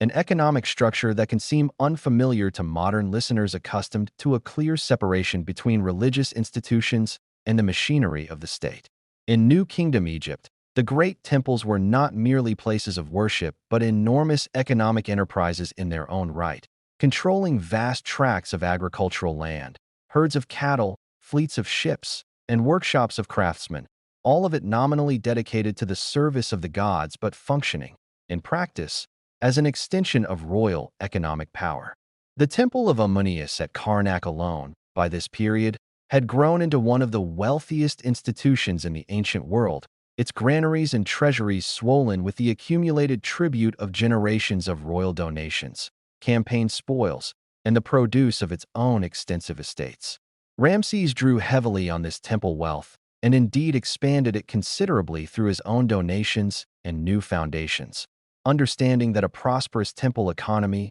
and an ambitious building program reinforced one another. The temples provided the resources for monumental construction, and the monuments themselves, once complete, further enriched and glorified the temples, creating a self-sustaining cycle of religious devotion and royal propaganda that fed continuously into itself across the decades of his reign. The physical process of quarrying and transporting the stone for these projects represents one of the great,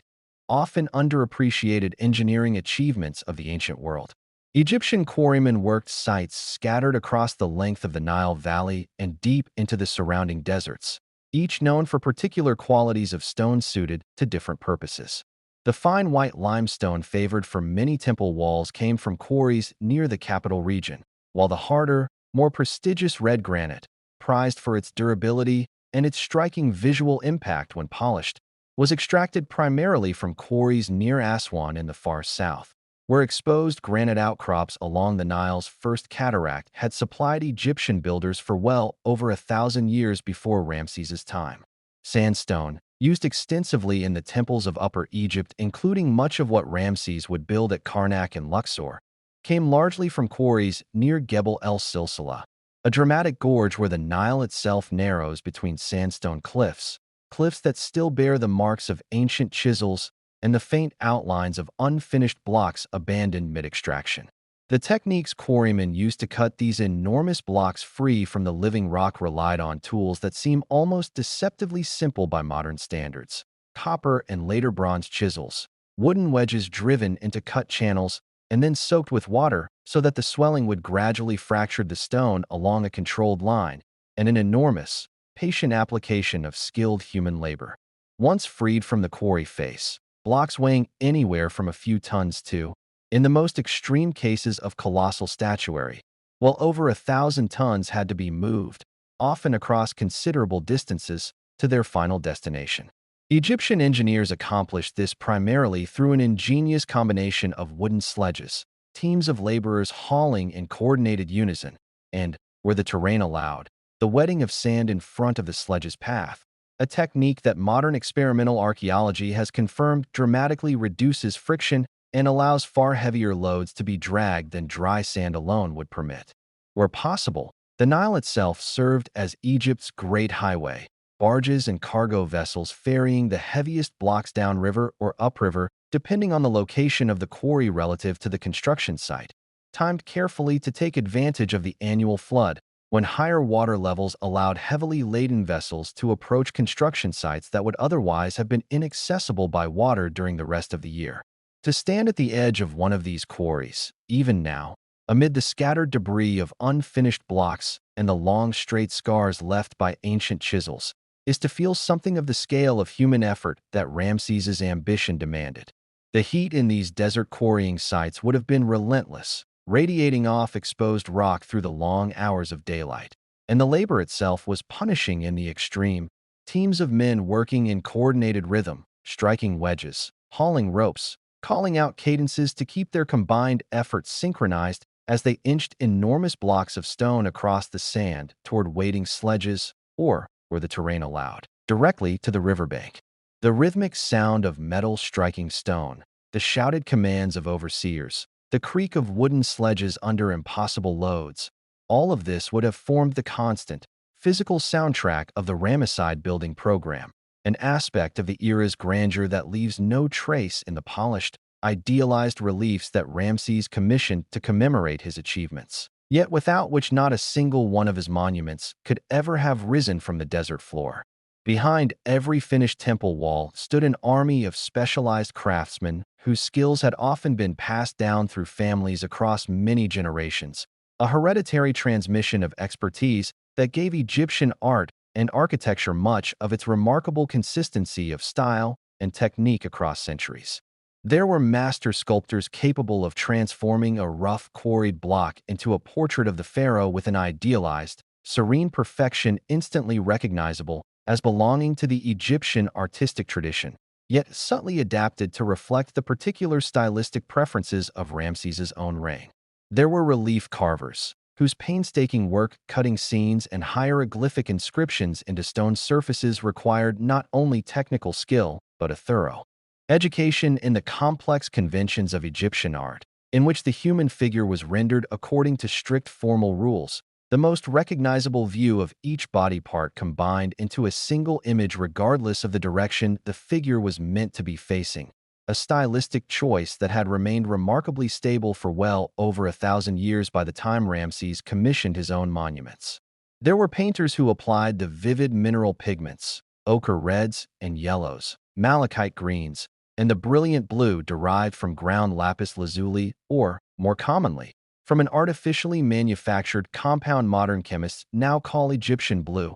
one of the earliest synthetic pigments in human history. And there were the scribes, whose command of both the formal hieroglyphic script used for monumental inscriptions and the more cursive hieratic script used for everyday administrative documents made them indispensable at every stage of the building process. From the initial planning and resource calculations through to the composition of the elaborate dedicatory texts that would eventually be carved into the completed structure. It is worth pausing here to consider the ordinary laborers who formed the base of this vast pyramid of skilled and unskilled work, men whose names, in the overwhelming majority of cases, have been lost entirely to history. even as the monuments they built have endured for millennia. These were not, contrary to a popular misconception that took root in later centuries and was thoroughly dismantled by 20th century archaeology, enslaved captives toiling under the lash, at least not primarily. The core workforce for most major Egyptian building projects consisted of Egyptian citizens fulfilling their corvée labor obligations,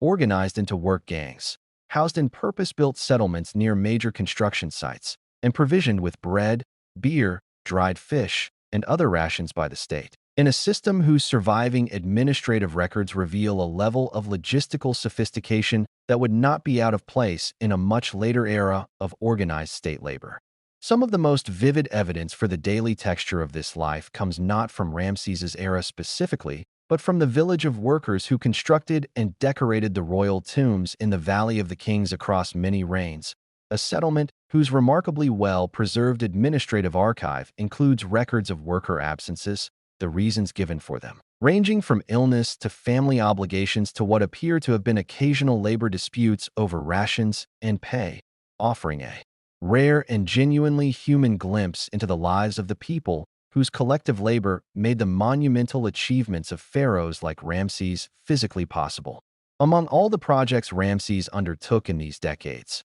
none reflected his particular vision for Egypt's future quite as clearly as his decision to construct an entirely new royal capital in the eastern Nile Delta, a city he named Pi-Ramses, meaning the House of Ramses. This was not merely an act of personal vanity, though vanity certainly played its part, but a calculated strategic and economic decision rooted in the geopolitical realities of his reign. The traditional centers of Egyptian royal and religious life, Thebes in the south with its overwhelming concentration of temple wealth and priestly influence, and Memphis further north near the apex of the delta, both lay at some remove from the increasingly important northeastern frontier, the region through which Egyptian forces had to pass on every campaign into Canaan and Syria, and through which the diplomatic and trade relationships with the Hittite Empire and other Near Eastern powers now flowed in the era of peace. By establishing his primary royal residence in the eastern delta,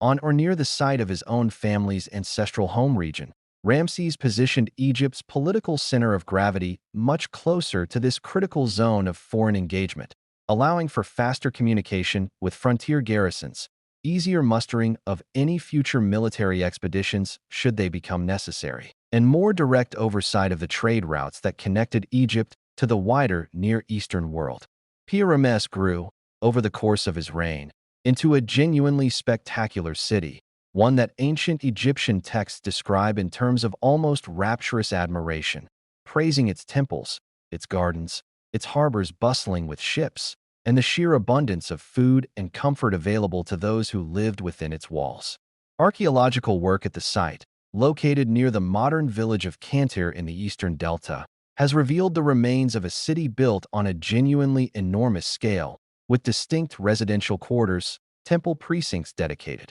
to multiple gods including Ammonius, Ra, Ta, and Seth, reflecting Ramses's evident desire to honor the full breadth of Egypt's major religious traditions within his new capital, and extensive facilities connected to horse breeding and chariot production, a detail that underscores just how central military readiness remained to the city's function even in an era of formal peace. Canals connected the city to multiple branches of the Nile, allowing waterborne traffic to move easily between Pi-Ramses and the wider river system, and excavated workshops reveal evidence of large-scale bronze working and glass production, industries that flourished under royal patronage and contributed to the city's role as not merely a political capital, but a genuine center of craft production and international trade. Yet, even as Pi-Ramses rose in the delta, Ramses did not neglect the older, more sacred centers of Egyptian religious life, understanding perhaps more clearly than any king before him that a pharaoh's legitimacy still depended fundamentally on his visible devotion to the traditional gods and their traditional cult centers, whatever practical advantages a new administrative capital in the north might offer. At Thebes, the religious heart of the new kingdom empire, Ramses poured enormous resources into the completion and expansion of monuments both old and new. He finished the great hypostyle hall at Karnak that his father said he had begun, a structure whose scale still leaves modern visitors genuinely awestruck. 134 immense stone columns arranged in 16 rows, some rising to heights of well over 60 feet, their capitals carved to resemble the papyrus plants that once grew thick along the Nile's banks. The entire hall originally roofed over so that sunlight fell only in narrow shafts through carefully positioned clerestory openings, creating an interior atmosphere of deliberately engineered mystery and grandeur. The visitor moving from the blinding brightness of the Egyptian sun into a forest of towering stone columns lit only by these narrow bars of light filtering down from far above,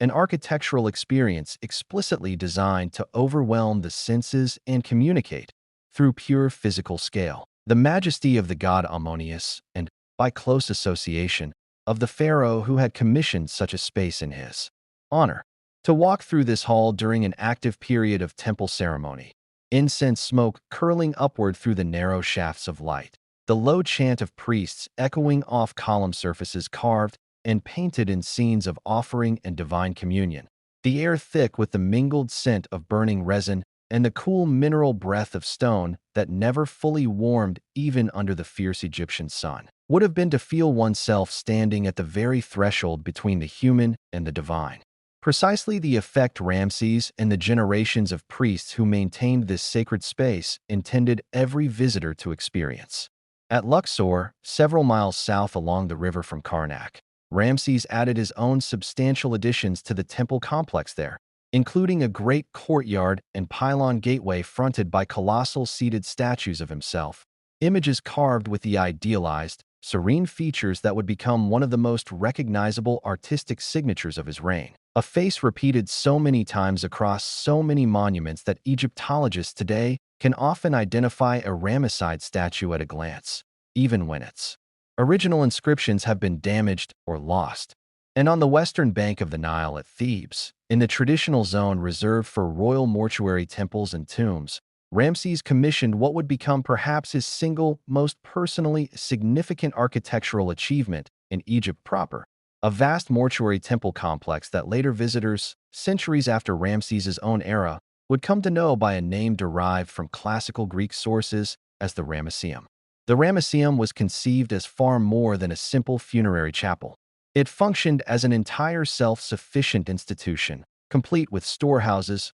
workshops, a school for scribes, and housing for the priests and officials responsible for maintaining the ongoing cult of the deceased king, all organized around a central temple whose walls were covered in extensive relief carvings depicting, among other scenes, an elaborate retelling of the Battle of Kadesh, ensuring that the story Ramses had crafted about his own heroism at that critical moment would continue to be told and retold to every visitor and worshiper who passed through the temple's courts for as long as the structure endured. At the temple's entrance once stood one of the largest single statues ever carved in ancient Egypt, a seated colossus of Ramses cut from a single enormous block of red granite, standing before its eventual collapse in antiquity, well over 50 feet in height and weighing an estimated 1,000 tons, a statue so massive that even in its broken, fallen state, it would centuries later inspire the English poet Percy Bysshe Shelley to compose a meditation on the impermanence of even the greatest human power, a poem whose narrator encounters the statue's shattered remains half sunk in desert sand. Its inscription boasting of works that time has long since erased, a haunting and unintentional irony, given that the poem itself, rather than diminishing Ramses's fame, has instead carried his name to millions of readers who might otherwise never have encountered it at all. But if the monuments of Thebes and the new capital at Pyramus represented the crowning achievements of Ramses's building program within the traditional heartland of Egypt, it was far to the south, deep within the conquered and administered territory of Nubia, that he commissioned what many historians and art historians alike consider the single most extraordinary architectural statement of his entire reign. A monument that continues, even today, to draw visitors from across the globe to a remote stretch of riverbank once accessible only after weeks of arduous travel, the great rock-cut temple of Abu Simbel. The decision to construct such an overwhelming monument in Nubia was not an arbitrary one. and understanding its purpose requires appreciating the particular role that Nubia played within the broader structure of the Egyptian empire. This region, stretching south along the Nile beyond Egypt's traditional First Cataract border, had been a source of enormous wealth for the Egyptian state for centuries, its mines yielding gold in quantities that gave Egypt access to a resource whose value in international diplomacy of the era was almost impossible to overstate. Since gold from Nubia flowed outward through royal gift exchanges to secure the loyalty of foreign rulers and cement alliances across the entire Eastern Mediterranean and Near Eastern world, Nubia also supplied ebony, ivory, exotic animals, and other luxury goods, and its population, while administered under Egyptian colonial governance through a hierarchy of appointed officials, remained a region whose loyalty and continued submission could never be entirely taken for granted, particularly given its distance from the Egyptian heartland and the periodic tensions that arose between Egyptian administrators and local Nubian populations and rulers. Abu Simbel was, in this context, a monument explicitly designed to overwhelm and awe anyone traveling north along the Nile from the African interior, whether Nubian subjects, foreign traders, or potential rivals, with an unmistakable and unforgettable demonstration of Egyptian, and specifically Ramses's own, power. The temple's facade, carved directly into a sandstone cliff face rather than built up from separately quarried and transported blocks, presents four-seated colossal statues of Ramses himself, each rising to a height of roughly 65 feet, their faces bearing the same serene, idealized royal countenance found across his monuments throughout Egypt,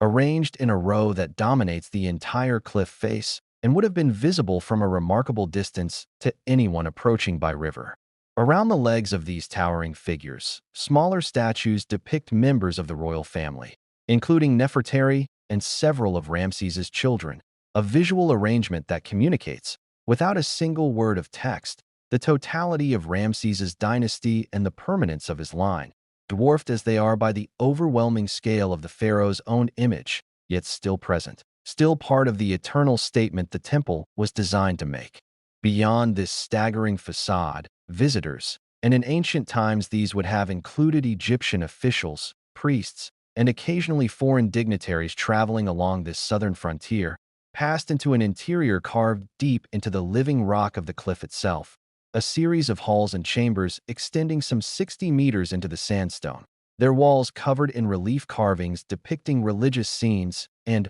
once again, an extensive retelling of the Battle of Kadesh, ensuring that, even at the furthest reaches of his empire's southern frontier, Ramses's carefully constructed narrative of his own martial triumph continued to be proclaimed. The temple's innermost sanctuary contained statues of four deities seated together, Ramses himself included among them, elevated to a position of direct equality with the gods Ammonius, Ra, and Ptah. A bold and unusually explicit statement of the pharaoh's own divine status that goes even beyond the more common Egyptian theological framing of the king as merely the earthly representative or son of the gods that in. What makes Abu Simbel's inner sanctuary particularly remarkable and a source of genuine wonder to modern scientists and engineers who have studied its construction is the temple's precise solar alignment. On two specific days each year, dates that fall roughly in mid-February and mid-October according to the modern calendar,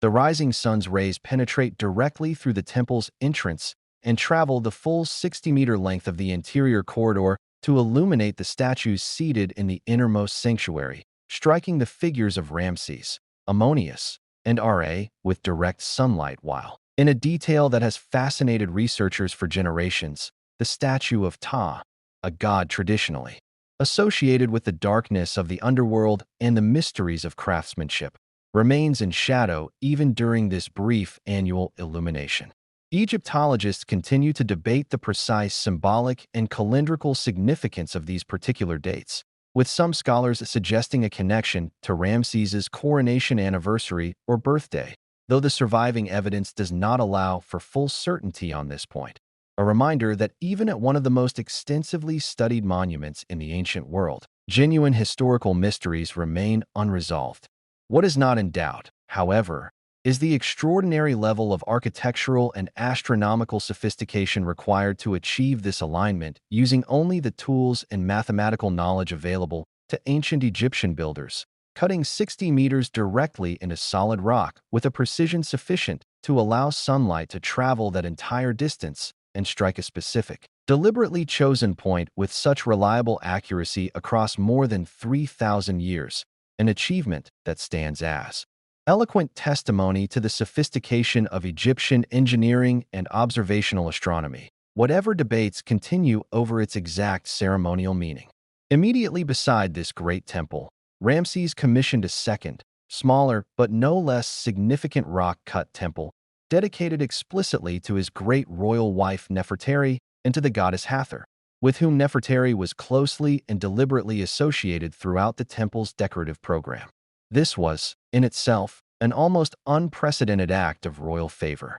While Egyptian queens had certainly been honored and depicted within royal monuments for many centuries before Ramses's reign, the dedication of an entire major temple explicitly to a living queen, her statues carved at the same towering scale as those of the pharaoh himself rather than the smaller, subordinate scale typically used to depict royal women alongside their husbands, represented a striking departure from established convention and stands as one of the clearest pieces of evidence historians possess for the genuine depth of affection and political importance Ramses attached to his relationship with Nefertari. Nefertari herself remains, in many ways, a figure historians can only partially reconstruct, her inner life and personal experiences lost to us in the same way that almost all individual human interiority from this era has been lost, filtered only through the formal, idealized language of royal inscription and artistic convention. What we do know suggests a woman of considerable political and religious significance in her own right,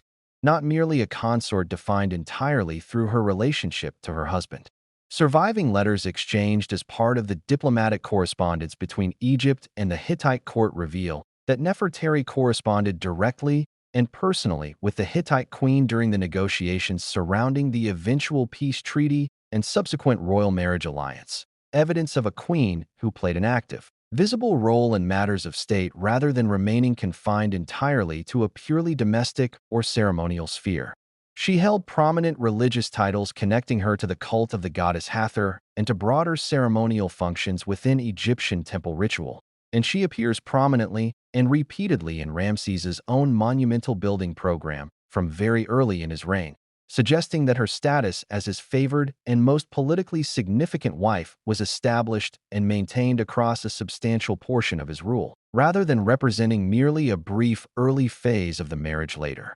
superseded in importance by other wives. The tomb constructed for Nefertari in the Valley of the Queens, discovered by archaeologists in the early 20th century, remains today one of the most celebrated artistic achievements to survive from the entirety of ancient Egyptian civilization, its walls covered in paintings of breathtaking color and delicacy, depicting the queen in scenes drawn from Egyptian funerary texts describing her journey through the afterlife, guided and protected by various gods and goddesses, her figure, rendered with a grace and refinement that art historians consistently single out as representing the artistic program at its absolute technical and aesthetic peak. The tomb's preservation, though it has required extensive and painstaking modern conservation efforts to address deterioration caused by humidity, salt crystallization, and the simple passage of time, allows modern visitors an experience of genuine intimacy with this queen's memorial,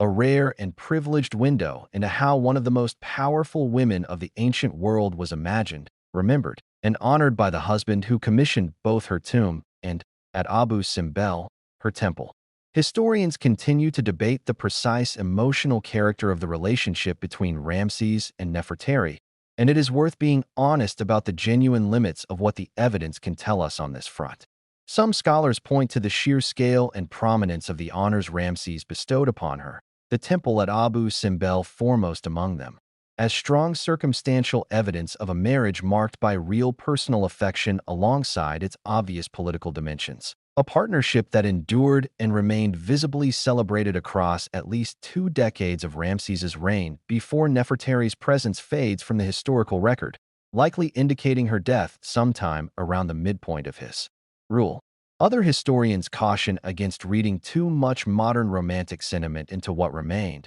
at its core, a relationship structured by the formal conventions and political necessities of ancient royal marriage, in which even the most genuine personal affection existed within a framework where the queen's primary institutional role was to reinforce and legitimize her husband's rule and, crucially, to produce royal heirs. Both readings can coexist without genuine contradiction, and indeed most contemporary Egyptologists would suggest that the truth likely encompassed elements of both. A marriage that served clear and vital political functions, and one that also appears, based on the unusual generosity and prominence of the honors involved, to have carried genuine personal significance for Ramses himself. Nefertari was, however, only one figure within a royal household of truly extraordinary size, a fact that becomes almost dizzying when one attempts to catalog the full scope of Ramses's family across his exceptionally long reign. Beyond Nefertari, his other principal wife, Isetnofret, bore him several children who would go on to play significant roles in the political life of Egypt. And beyond these two great royal wives, Ramses maintained an extensive harem household containing numerous secondary wives and concubines, a royal institution that functioned not merely as a matter of personal indulgence, however much that dimension may also have existed, but as a genuine instrument of statecraft through which the pharaoh formed marriage alliances with foreign royal houses, including, as we have already seen, the Hittite princess who arrived in Egypt following the peace treaty, and later, remarkably, a second Hittite princess in a subsequent diplomatic marriage that further cemented the relationship between the two former rival empires. The sheer number of children attributed to Ramses across the ancient sources is genuinely staggering by any standard, with inscriptions and later king lists recording somewhere in the range of 100 children, though the precise figure remains uncertain and modern historians treat some of the higher ancient claims with appropriate caution, aware that Egyptian royal inscriptions were never shy about exaggeration where the pharaoh's virility and divine favor were concerned. What is not in doubt, however it is precisely we choose to count the final total, is that Ramses fathered an extraordinarily large number of sons and daughters, and that this vast royal family created both an unusual richness of surviving artistic and inscriptional evidence, since many of these children appear in temple reliefs and processional scenes throughout his monuments, and a genuinely unprecedented succession challenge as Ramses's reign stretched on and on and on for a length of time that no Egyptian pharaoh before him had ever approached, because Ramses did not simply reign for a long time by the standards of his own era. He reigned for nearly 67 years, an almost unimaginable span for any human being to hold supreme political and religious authority over a major civilization, a length of rule that meant he significantly outlived not merely his contemporaries, but successive generations of his own children, several of whom were formally designated as crown prince and heir apparent to the throne, only to predecease their father before ever having the opportunity to rule in his place. This recurring, almost eerie pattern, first glimpsed in the death of Ramses's own elder brother that had originally elevated him to heir status decades earlier, repeated itself across his own reign with what must have been a genuinely strange and sobering regularity. Prince after prince prepared for kingship, honored in inscriptions, and given increasing administrative and military responsibilities befitting a future pharaoh, only to die, whether through illness, accident, or simply the ordinary mortality that claimed most human lives well before what we would today consider old age, while their father continued to rule on, seemingly untouched by the passage of decades that had claimed his own sons one after another. By the time Ramses himself finally died, it was not one of his earliest, most celebrated sons who ascended the throne, but a son born considerably later in his reign, a man who was himself already well into middle age by the time the crown finally passed to him, a striking testament to just how extraordinarily long Ramses's own life and reign had stretched. This succession situation, while it did not produce the kind of open dynastic crisis that had plagued Egypt during earlier periods of instability, nonetheless created genuine administrative and political complexity, as the machinery of the Egyptian state had to repeatedly adjust to the elevation and then the death of one crown prince after another. Each transition requiring its own careful management to ensure that Egypt's aging but still firmly legitimate pharaoh maintained an unbroken and clearly designated line of succession throughout the final, lengthy decades of his rule. Beneath the grandeur of royal marriages, colossal temples, and dynastic succession, however, lay the far more ordinary rhythms of daily existence for the millions of Egyptians who lived and worked across the length of the Nile Valley during Ramses's reign. And it is worth pausing to draw back from the palace and the temple courtyard to consider what life actually looked like for these ordinary subjects, whose labor and whose taxes ultimately made the entire grand edifice of Ramesside Egypt possible. For the vast majority of the population, life remained centered on agriculture, on the annual cycle of the Nile flood that had governed Egyptian existence since long before the pyramids were built and would continue to do so for centuries after Ramses's death. Farmers worked plots of land that were, in a formal legal sense, ultimately owned by the state or by temple institutions, though in practice many families cultivated the same fields across multiple generations, paying a portion of their harvest as tax, assessed and collected by scribes who traveled from village to village measuring flood levels, surveying field boundaries, and calculating the expected yield with a bureaucratic thoroughness that has left behind an extensive paper, or rather, papyrus, trail still being studied by economic historians today. The agricultural calendar shaped nearly every dimension of ordinary Egyptian life, divided into three broad seasons corresponding to the behavior of the river itself. The season of the flood, when the Nile rose and spread its fertile silt across the fields, a period during which agricultural labor slowed considerably and much of the available workforce could instead be conscripted for state-building projects or other corvée obligations, a scheduling logic that likely explains, at least in part, why Egypt was capable of mobilizing such an enormous labor force for projects like Ramses's temples without catastrophically disrupting its own food production. The season of growth, when the floodwaters receded and crops were planted and tended across the newly enriched soil, and the season of harvest, when the grain was cut, threshed, and gathered before the cycle began again with the following year's flood. Wheat and barley formed the staple crops, the foundation of the bread and beer that constituted the core of the ordinary Egyptian diet, supplemented by vegetables including onions, garlic, and lentils, fruit such as dates and figs,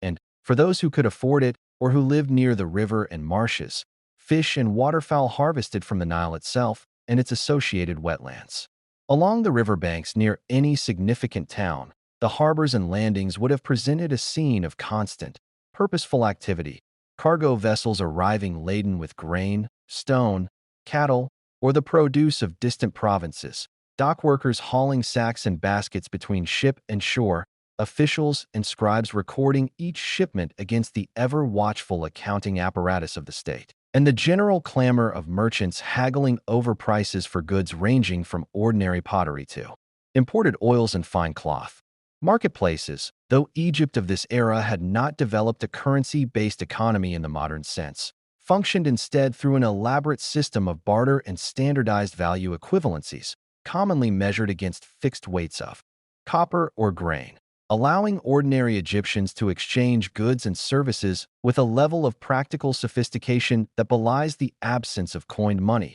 a monetary innovation that would not reach Egypt until many centuries after Ramses's death. Beyond the fields, Egyptian towns and cities buzzed with the activity of craftsmen and traders whose specialized skills supported the broader economy and, not incidentally, the royal building projects that consumed such an enormous share of the kingdom's resources. Potters shaped and fired the vessels used throughout Egyptian households for cooking, storage, and religious offerings. Weavers produced the linen cloth that clothed the entire population, from the simple kilts worn by laborers to the fine, nearly transparent pleated garments favored by the elite. Metalworkers cast bronze tools and weapons, while goldsmiths, working with material drawn from the mines of Nubia and the eastern desert, produced jewelry and ceremonial objects of extraordinary craftsmanship for the royal court and temple treasuries. Merchants and traders moved goods along the Nile and along overland routes connecting Egypt to Nubia in the south and the Levant in the north,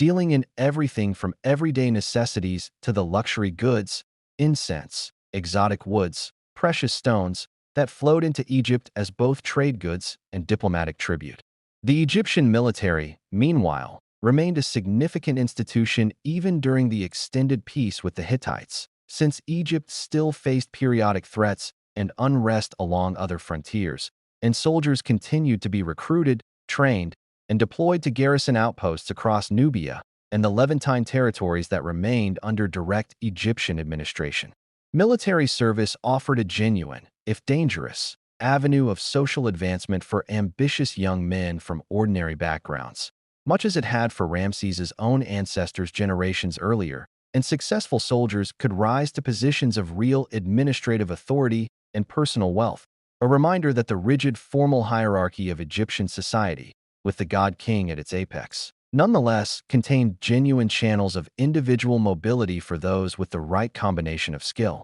courage, and fortune. The priesthood formed another major institutional pillar of Egyptian society during this era, and it is worth understanding that Egyptian religious practice operated on two distinct but interconnected levels. There was the grand, formal state religion centered on the great temples, with their elaborate daily rituals in which priests, acting as the pharaoh's ritual proxies since the king could not personally attend to every temple across the kingdom every single day, performed the sacred rites of washing, clothing, and presenting food offerings to the cult statues believed to house the actual living presence of the gods themselves. Rituals conducted behind the closed doors of temple sanctuaries, largely inaccessible to the ordinary population. And there was a far more intimate, personal religious life practiced by ordinary Egyptians in their own homes and local communities, involving household shrines dedicated to protective deities, votive offerings left at accessible temple forecourts or local shrines,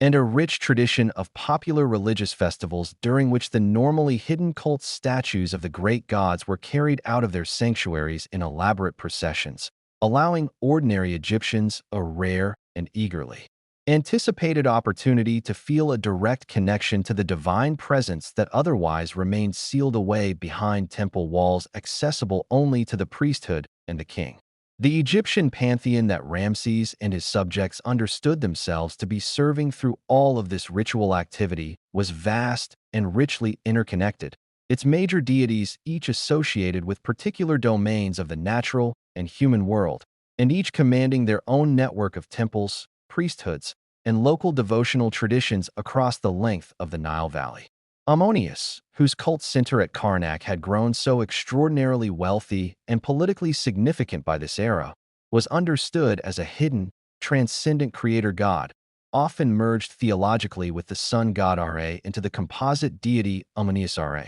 a fusion that allowed Egyptian religious thought to combine the concept of a hidden, ultimate divine power with the visible, daily reality of the sun crossing the sky. Ptah, chief god of Memphis, was associated with craftsmanship and creation through the spoken word, a patron deity naturally significant to the very builders and artisans whose skill made Ramses's monuments possible. Osiris, lord of the dead and of resurrection, whose mythological murder and restoration to life by his devoted wife Isis formed one of the central sacred narratives of Egyptian religion, offered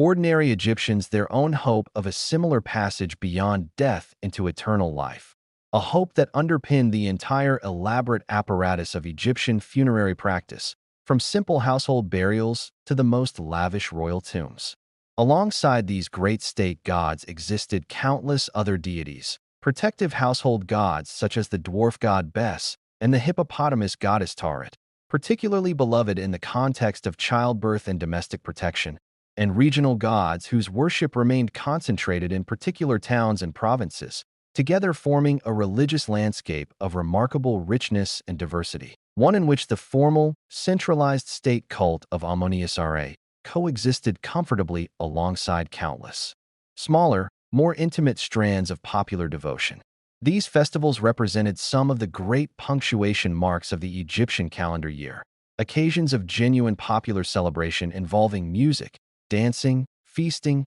and ritual performance on a scale that briefly transformed the otherwise rigid, hierarchical structure of Egyptian public life into something closer to shared communal celebration. The Opet festival at Thebes, during which the cult statue of Ammonius traveled in a magnificently decorated ceremonial bark from Karnak to Luxor Temple accompanied by the pharaoh himself and enormous crowds of celebrating onlookers, stood among the most significant of these annual events. A ritual reaffirmation of the mystical bond between the king and the god that underpinned the entire theological foundation of pharaonic rule. Music played an integral role in these and countless smaller religious and secular occasions throughout Egyptian life, performed on instruments including harps, lyres, flutes, and various forms of percussion, often accompanied by singers and dancers. And surviving tomb paintings and reliefs depict musical performance as a genuinely beloved and pervasive feature of Egyptian social and religious life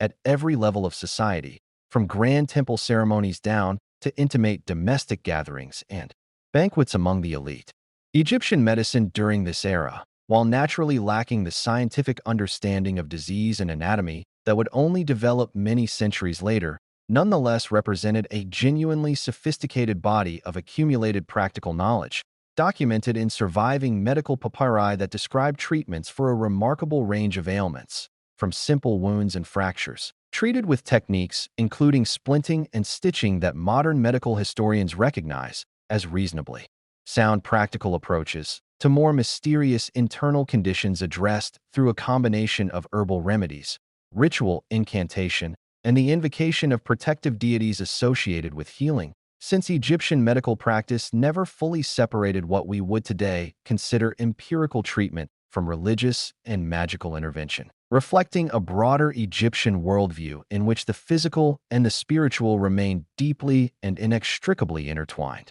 Physicians held recognized professional status within Egyptian society, some specializing in particular areas of the body or particular categories of ailment, and evidence suggests a degree of genuine medical sophistication, including surgical procedures, dental treatments, and even some rudimentary understanding of matters such as pulse and circulation that would not be widely matched elsewhere in the ancient world for a considerable time afterward. Education, meanwhile, remained a privilege largely restricted to a relatively narrow segment of Egyptian society, since the intensive training required to achieve literacy in the complex hieroglyphic and hieratic writing systems demanded years of dedicated instruction that most ordinary agricultural families simply could not afford to provide their children, whose labor was needed in the fields from a young age. Scribal schools, typically attached to temples or major administrative centers, trained the sons of officials, priests, and the more prosperous artisan families in reading, writing, and the mathematical skills necessary for administrative work, offering one of the clearest and most reliable pathways towards social advancement available within Egyptian society, since a skilled scribe could rise through the ranks of the bureaucracy to positions of real influence and material comfort regardless of the relative modesty of his family's original social standing. Surviving school exercises, practice texts copied by young scribal students learning their craft, offer a genuinely charming and human window into this educational world, including passages in which instructors exhort their sometimes evidently reluctant pupils to apply themselves more diligently to their studies. A reminder that the basic dynamics of teacher and struggling student have changed remarkably little across 3,000 years of human history. At the very center of this entire religious, social, and political system stood the figure of Ramses himself, and it is worth returning now to consider more directly the extraordinary success he achieved in shaping how both his own contemporaries and,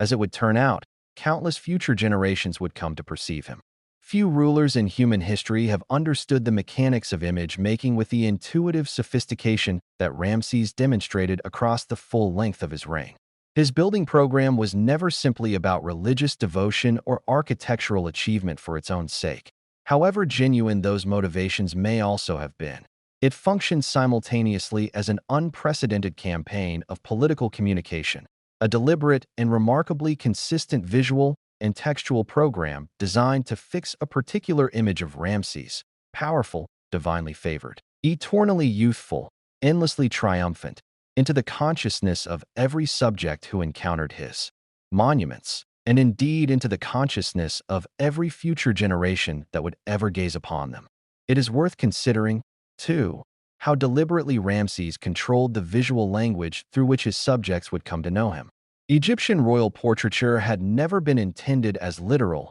individualized likeness in the modern photographic sense. It operated instead according to a symbolic code, in which the pharaoh's face was rendered with a calm, ageless perfection meant to communicate not what he actually looked like on a given day, but the eternal, unchanging nature of the office he held. Ramses embraced this convention and, if anything, intensified it, commissioning an artistic style across his reign marked by a distinctive facial profile, a slightly aquiline nose, a firm set to the mouth, almond-shaped eyes beneath a smooth, untroubled brow, repeated with such remarkable consistency across sculpture and relief alike that it functioned almost as a kind of royal brand, instantly recognizable to any Egyptian who had grown up surrounded by his monuments, and instantly recognizable, too, to the modern eye trained by decades of museum exhibition and popular media. This was image-making of a rare and calculated sophistication,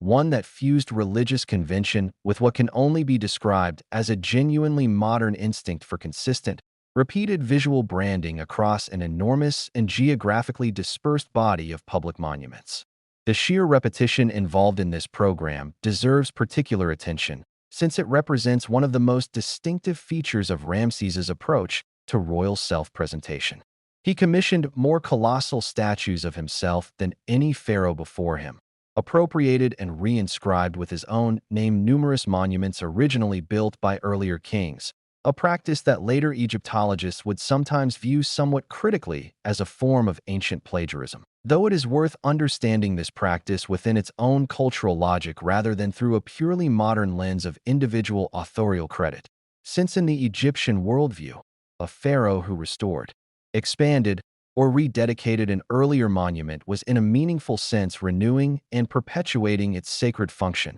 an act that could be understood as pious maintenance of Ma'at rather than simple appropriation, even as it also, quite conveniently for Ramses, ensured that his own name appeared on an even larger proportion of Egypt's total monumental landscape than his personal building projects alone would have achieved. Combined with the extensive textual programs surrounding the Battle of Kadesh, reproduced across multiple major temples in a level of detail and repetition unmatched by any other event of his reign, and the consistent, idealized artistic style applied to his own image across every medium available to Egyptian artists, sculpture, relief, painting. This amounted to a coordinated and remarkably effective program of what a modern observer would have little hesitation in calling propaganda executed, with a thoroughness and a consistency that helps explain why, of all the many pharaohs who ruled Egypt across 3,000 years of dynastic history, it is Ramses's name and image that achieved perhaps the widest and most enduring recognition,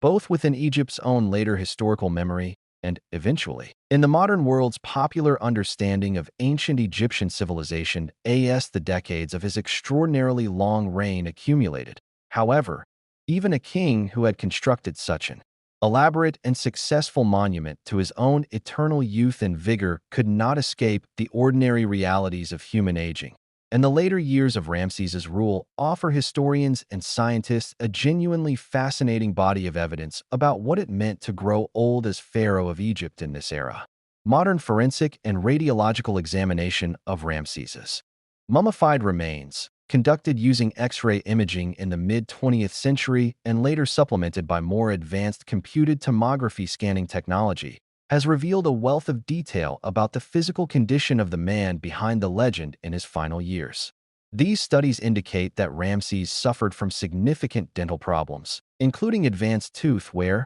abscesses, and periodontal disease, conditions that were extremely common across ancient Egyptian society generally, likely exacerbated by the fine particles of sand and grit that inevitably found their way into bread and other foods ground using stone implements. A chronic and painful affliction that even the wealthiest and most powerful individual in the entire kingdom could not entirely escape. The scans also reveal clear evidence of arthritis affecting his hips and other joints, a condition consistent with the physical demands of advanced age and, quite possibly, with the cumulative strain of decades spent in the physically demanding roles of chariot warrior and, throughout his reign, the ceremonial requirements of Egyptian kingship, which frequently required the pharaoh to stand, walk in procession, or otherwise physically participate in extended religious ceremonies regardless of his own personal comfort or physical condition. Researchers have also identified evidence suggesting circulatory problems and hardening of the arteries,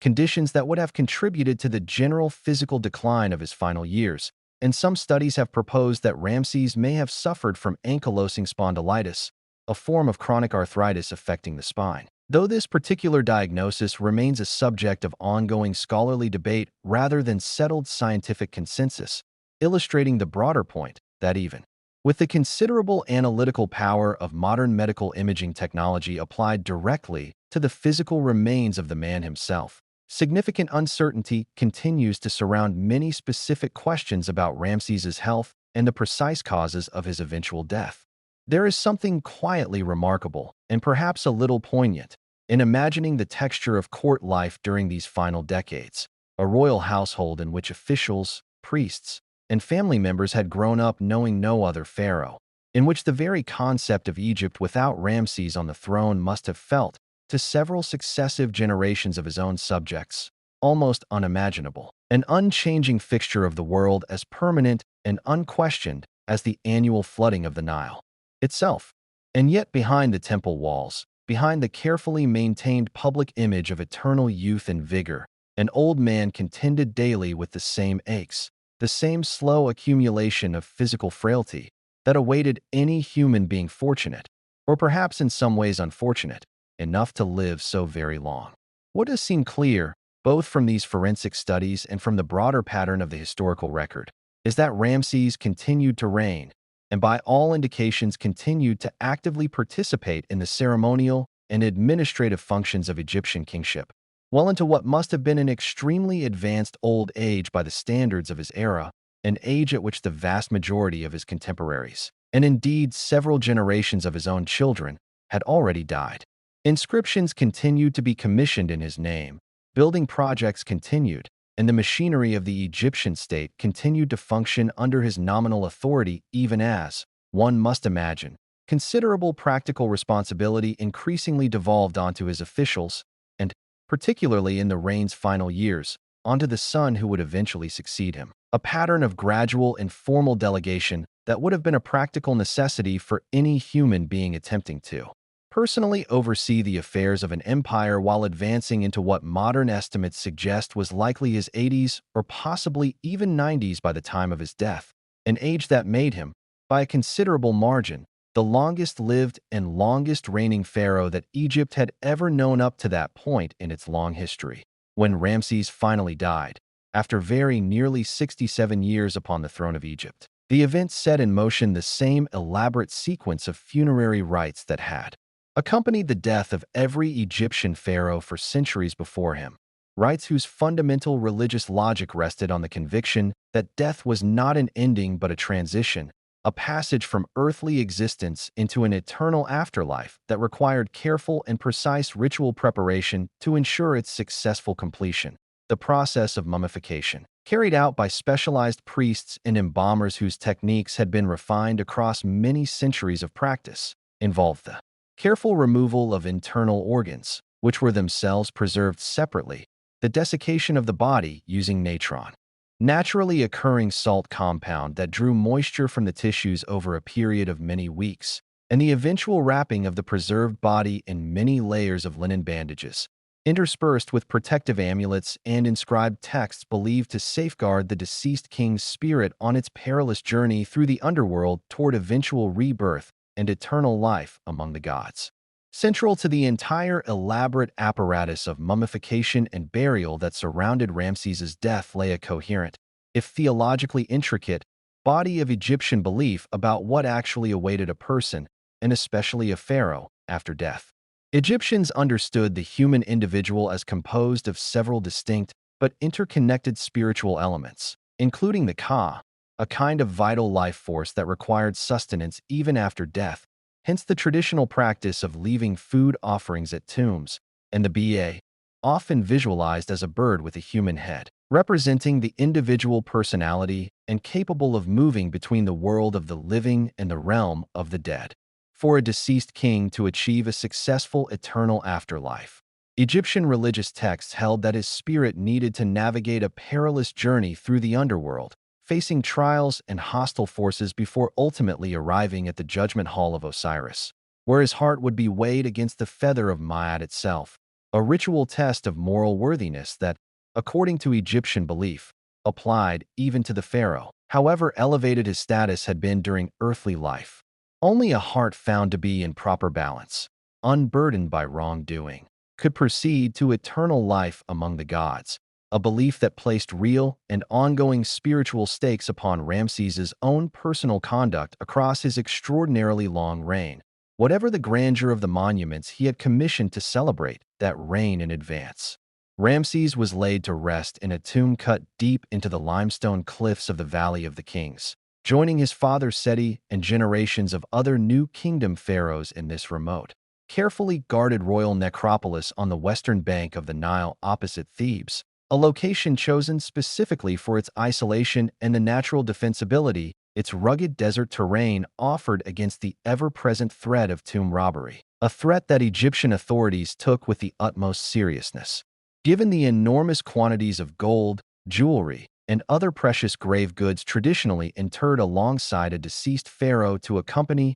and sustain him in the afterlife, Ramses's own tomb, extensive and elaborately decorated in keeping with the length and grandeur of his reign, was itself, tragically from an archaeological perspective though perhaps understandably given the sheer wealth it once contained, subjected to robbery in antiquity, its original contents plundered by thieves who, in some cases, appear to have operated with the complicity of officials who were themselves supposed to guard against exactly this kind of desecration, a pattern of corruption and theft that historical records indicate became an increasingly serious problem across the later New Kingdom period, as the enormous concentration of wealth within the Valley of the Kings proved an irresistible temptation amid the economic pressures and administrative weaknesses that gradually beset Egypt in the centuries following Ramses's own death. Faced with the growing crisis of tomb robbery, Egyptian priests in a later era took the remarkable step of gathering the mummies of numerous New Kingdom pharaohs,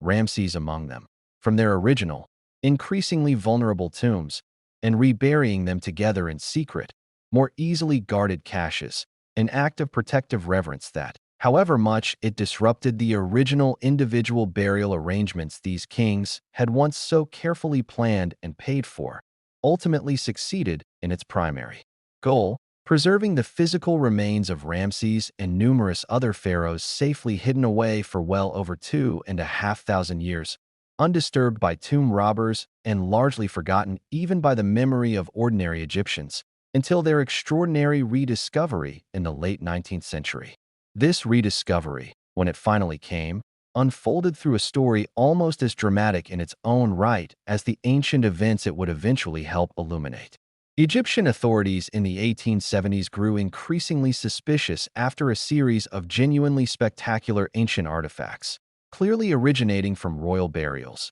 began appearing on the antiquities market, suggesting that someone had discovered and was secretly plundering a previously unknown royal cache. Investigation eventually led officials to a local family from the village of Kurna, near the Valley of the Kings, whose members had apparently discovered the hidden cache tomb years earlier and had been quietly selling its contents for profit. A family whose intimate local knowledge of the desert terrain, passed down across generations, had allowed them to locate a hiding place that had eluded formal archaeological investigation for decades. Once the location was revealed to Egyptian antiquities authorities, the extraordinary scale of the discovery became clear. A single hidden tomb containing the mummified remains of more than 40 pharaohs, queens, and other members of the royal family, spanning multiple dynasties, Ramses's own mummy prominent among them. An assemblage of royal remains so significant that its formal removal to Cairo in 1881 reportedly drew crowds of local Egyptians lining the riverbanks to watch.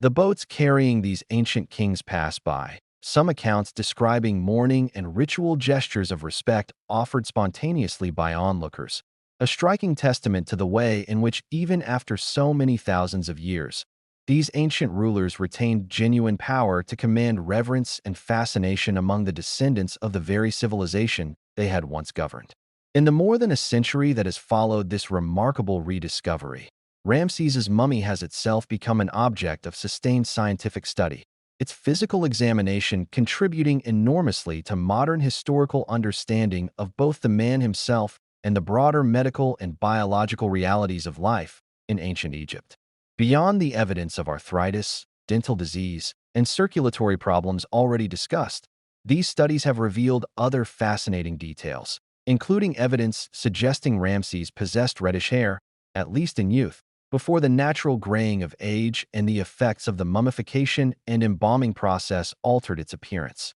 A detail that has fueled ongoing scholarly speculation about his ancestry and physical appearance during his lifetime, since red hair, while certainly not unknown among ancient Egyptians, was sufficiently distinctive to have been noted and remarked upon by his own contemporaries in surviving textual references. Perhaps most remarkably, in 1976, Ramses's mummy was transported to France for specialized conservation treatment after scientists discovered it was suffering from a fungal infection threatening its long-term preservation, a journey that required, under French law governing the entry of human remains into the country, that the ancient pharaoh formally be issued an Egyptian passport, listing his occupation with a certain gentle irony that seems entirely fitting given everything we now understand about the man's own carefully cultivated sense of his eternal significance, simply as king, deceased. Ramses was received in France with a level of ceremonial honor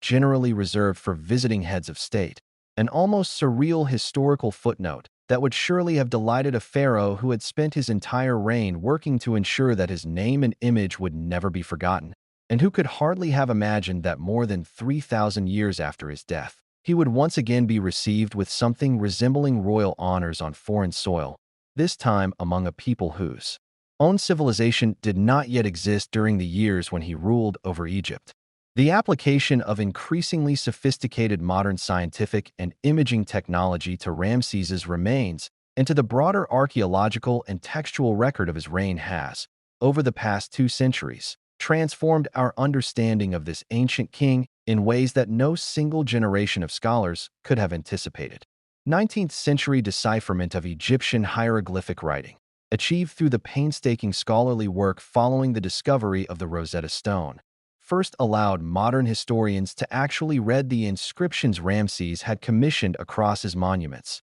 transforming these structures from mute, admired ruins into genuine historical documents capable of yielding real information about the events, beliefs, and self-presentation of the civilization that produced them. Subsequent generations of archaeological excavation across Egypt and Nubia gradually uncovered and documented the physical extent of his building program with ever-increasing precision, while advances in comparative historical method allowed scholars to cross-reference the Egyptian sources against surviving material from other ancient Near Eastern civilizations. The Hittite archives at Hattusa foremost among them, enabling the kind of critical, comparative analysis that eventually allowed historians to distinguish, with genuine confidence, between the events of the Battle of Kadesh as they most plausibly actually occurred and the carefully mythologized version Ramses himself chose to leave behind for posterity. More recent decades have brought forensic and medical science directly to bear on Ramses's physical remains, and ongoing research continues to refine and sometimes revise earlier conclusions, a reminder that historical understanding of even a figure as extensively documented as Ramses remains very much a living, evolving field of study rather than a fixed and finished body of settled fact. New excavations at Pyramès continue to reveal fresh details about the daily life and administrative operation of his great Delta capital. Ongoing study of the vast corpus of inscriptions he left behind continues to yield new insights into the religious, political, and personal dimensions of his reign, even as scholars continue to debate and reassess long-standing questions. The precise emotional character of his relationship with Nefertari, the exact circumstances and full strategic outcome of the Kadesh campaign, the precise causes underlying his final decline and death, questions that may never be resolved with complete certainty, but whose continued scholarly investigation itself testifies to the enduring fascination this ancient king continues to hold across the many centuries, separating his own era from our own. There is something genuinely worth reflecting upon in the full arc of this story, from a boy raised amid the ambitious energy of his father's court, through the chaos and near catastrophe of a battle beside a Syrian river, through the careful, patient diplomacy that transformed a bitter rival into a valued ally, through decades of building on a scale the world had rarely witnessed before or since, and finally through the slow, all too human process of aging and decline that no amount of divine kingship could ultimately forestall. Ramses believed, with what appears to have been genuine and unwavering conviction, that stone would preserve his memory eternally, that the sheer physical permanence of granite and sandstone, carved with his own image and endlessly repeated across the length of his kingdom, would guarantee that his name would never be forgotten by any future generation that gazed upon his monuments. In one sense, he was entirely correct. His temples, his colossal statues, his inscriptions do still stand, weathered by 3,000 years of desert wind and occasional flood, damaged in places by later rulers, by earthquakes, by the simple accumulated erosion of time, but standing nonetheless, more of them, and on a grander scale, than any other pharaoh in Egypt's long dynastic history ever achieved. And yet it was not, in the end, the stone alone that granted Ramses his particular and enduring form of immortality. For many centuries following the final collapse of ancient Egyptian civilization as an independent political and religious tradition, the meaning of his inscriptions lay silent and unreadable, his hieroglyphic boasts of eternal glory reduced to beautiful but incomprehensible decoration, admired by travelers and later conquerors who passed among his ruins without any capacity to understand the words he had so carefully chosen to leave behind. It required the patient, dedicated curiosity of later generations, scholars piecing together a lost written language letter by letter and symbol by symbol,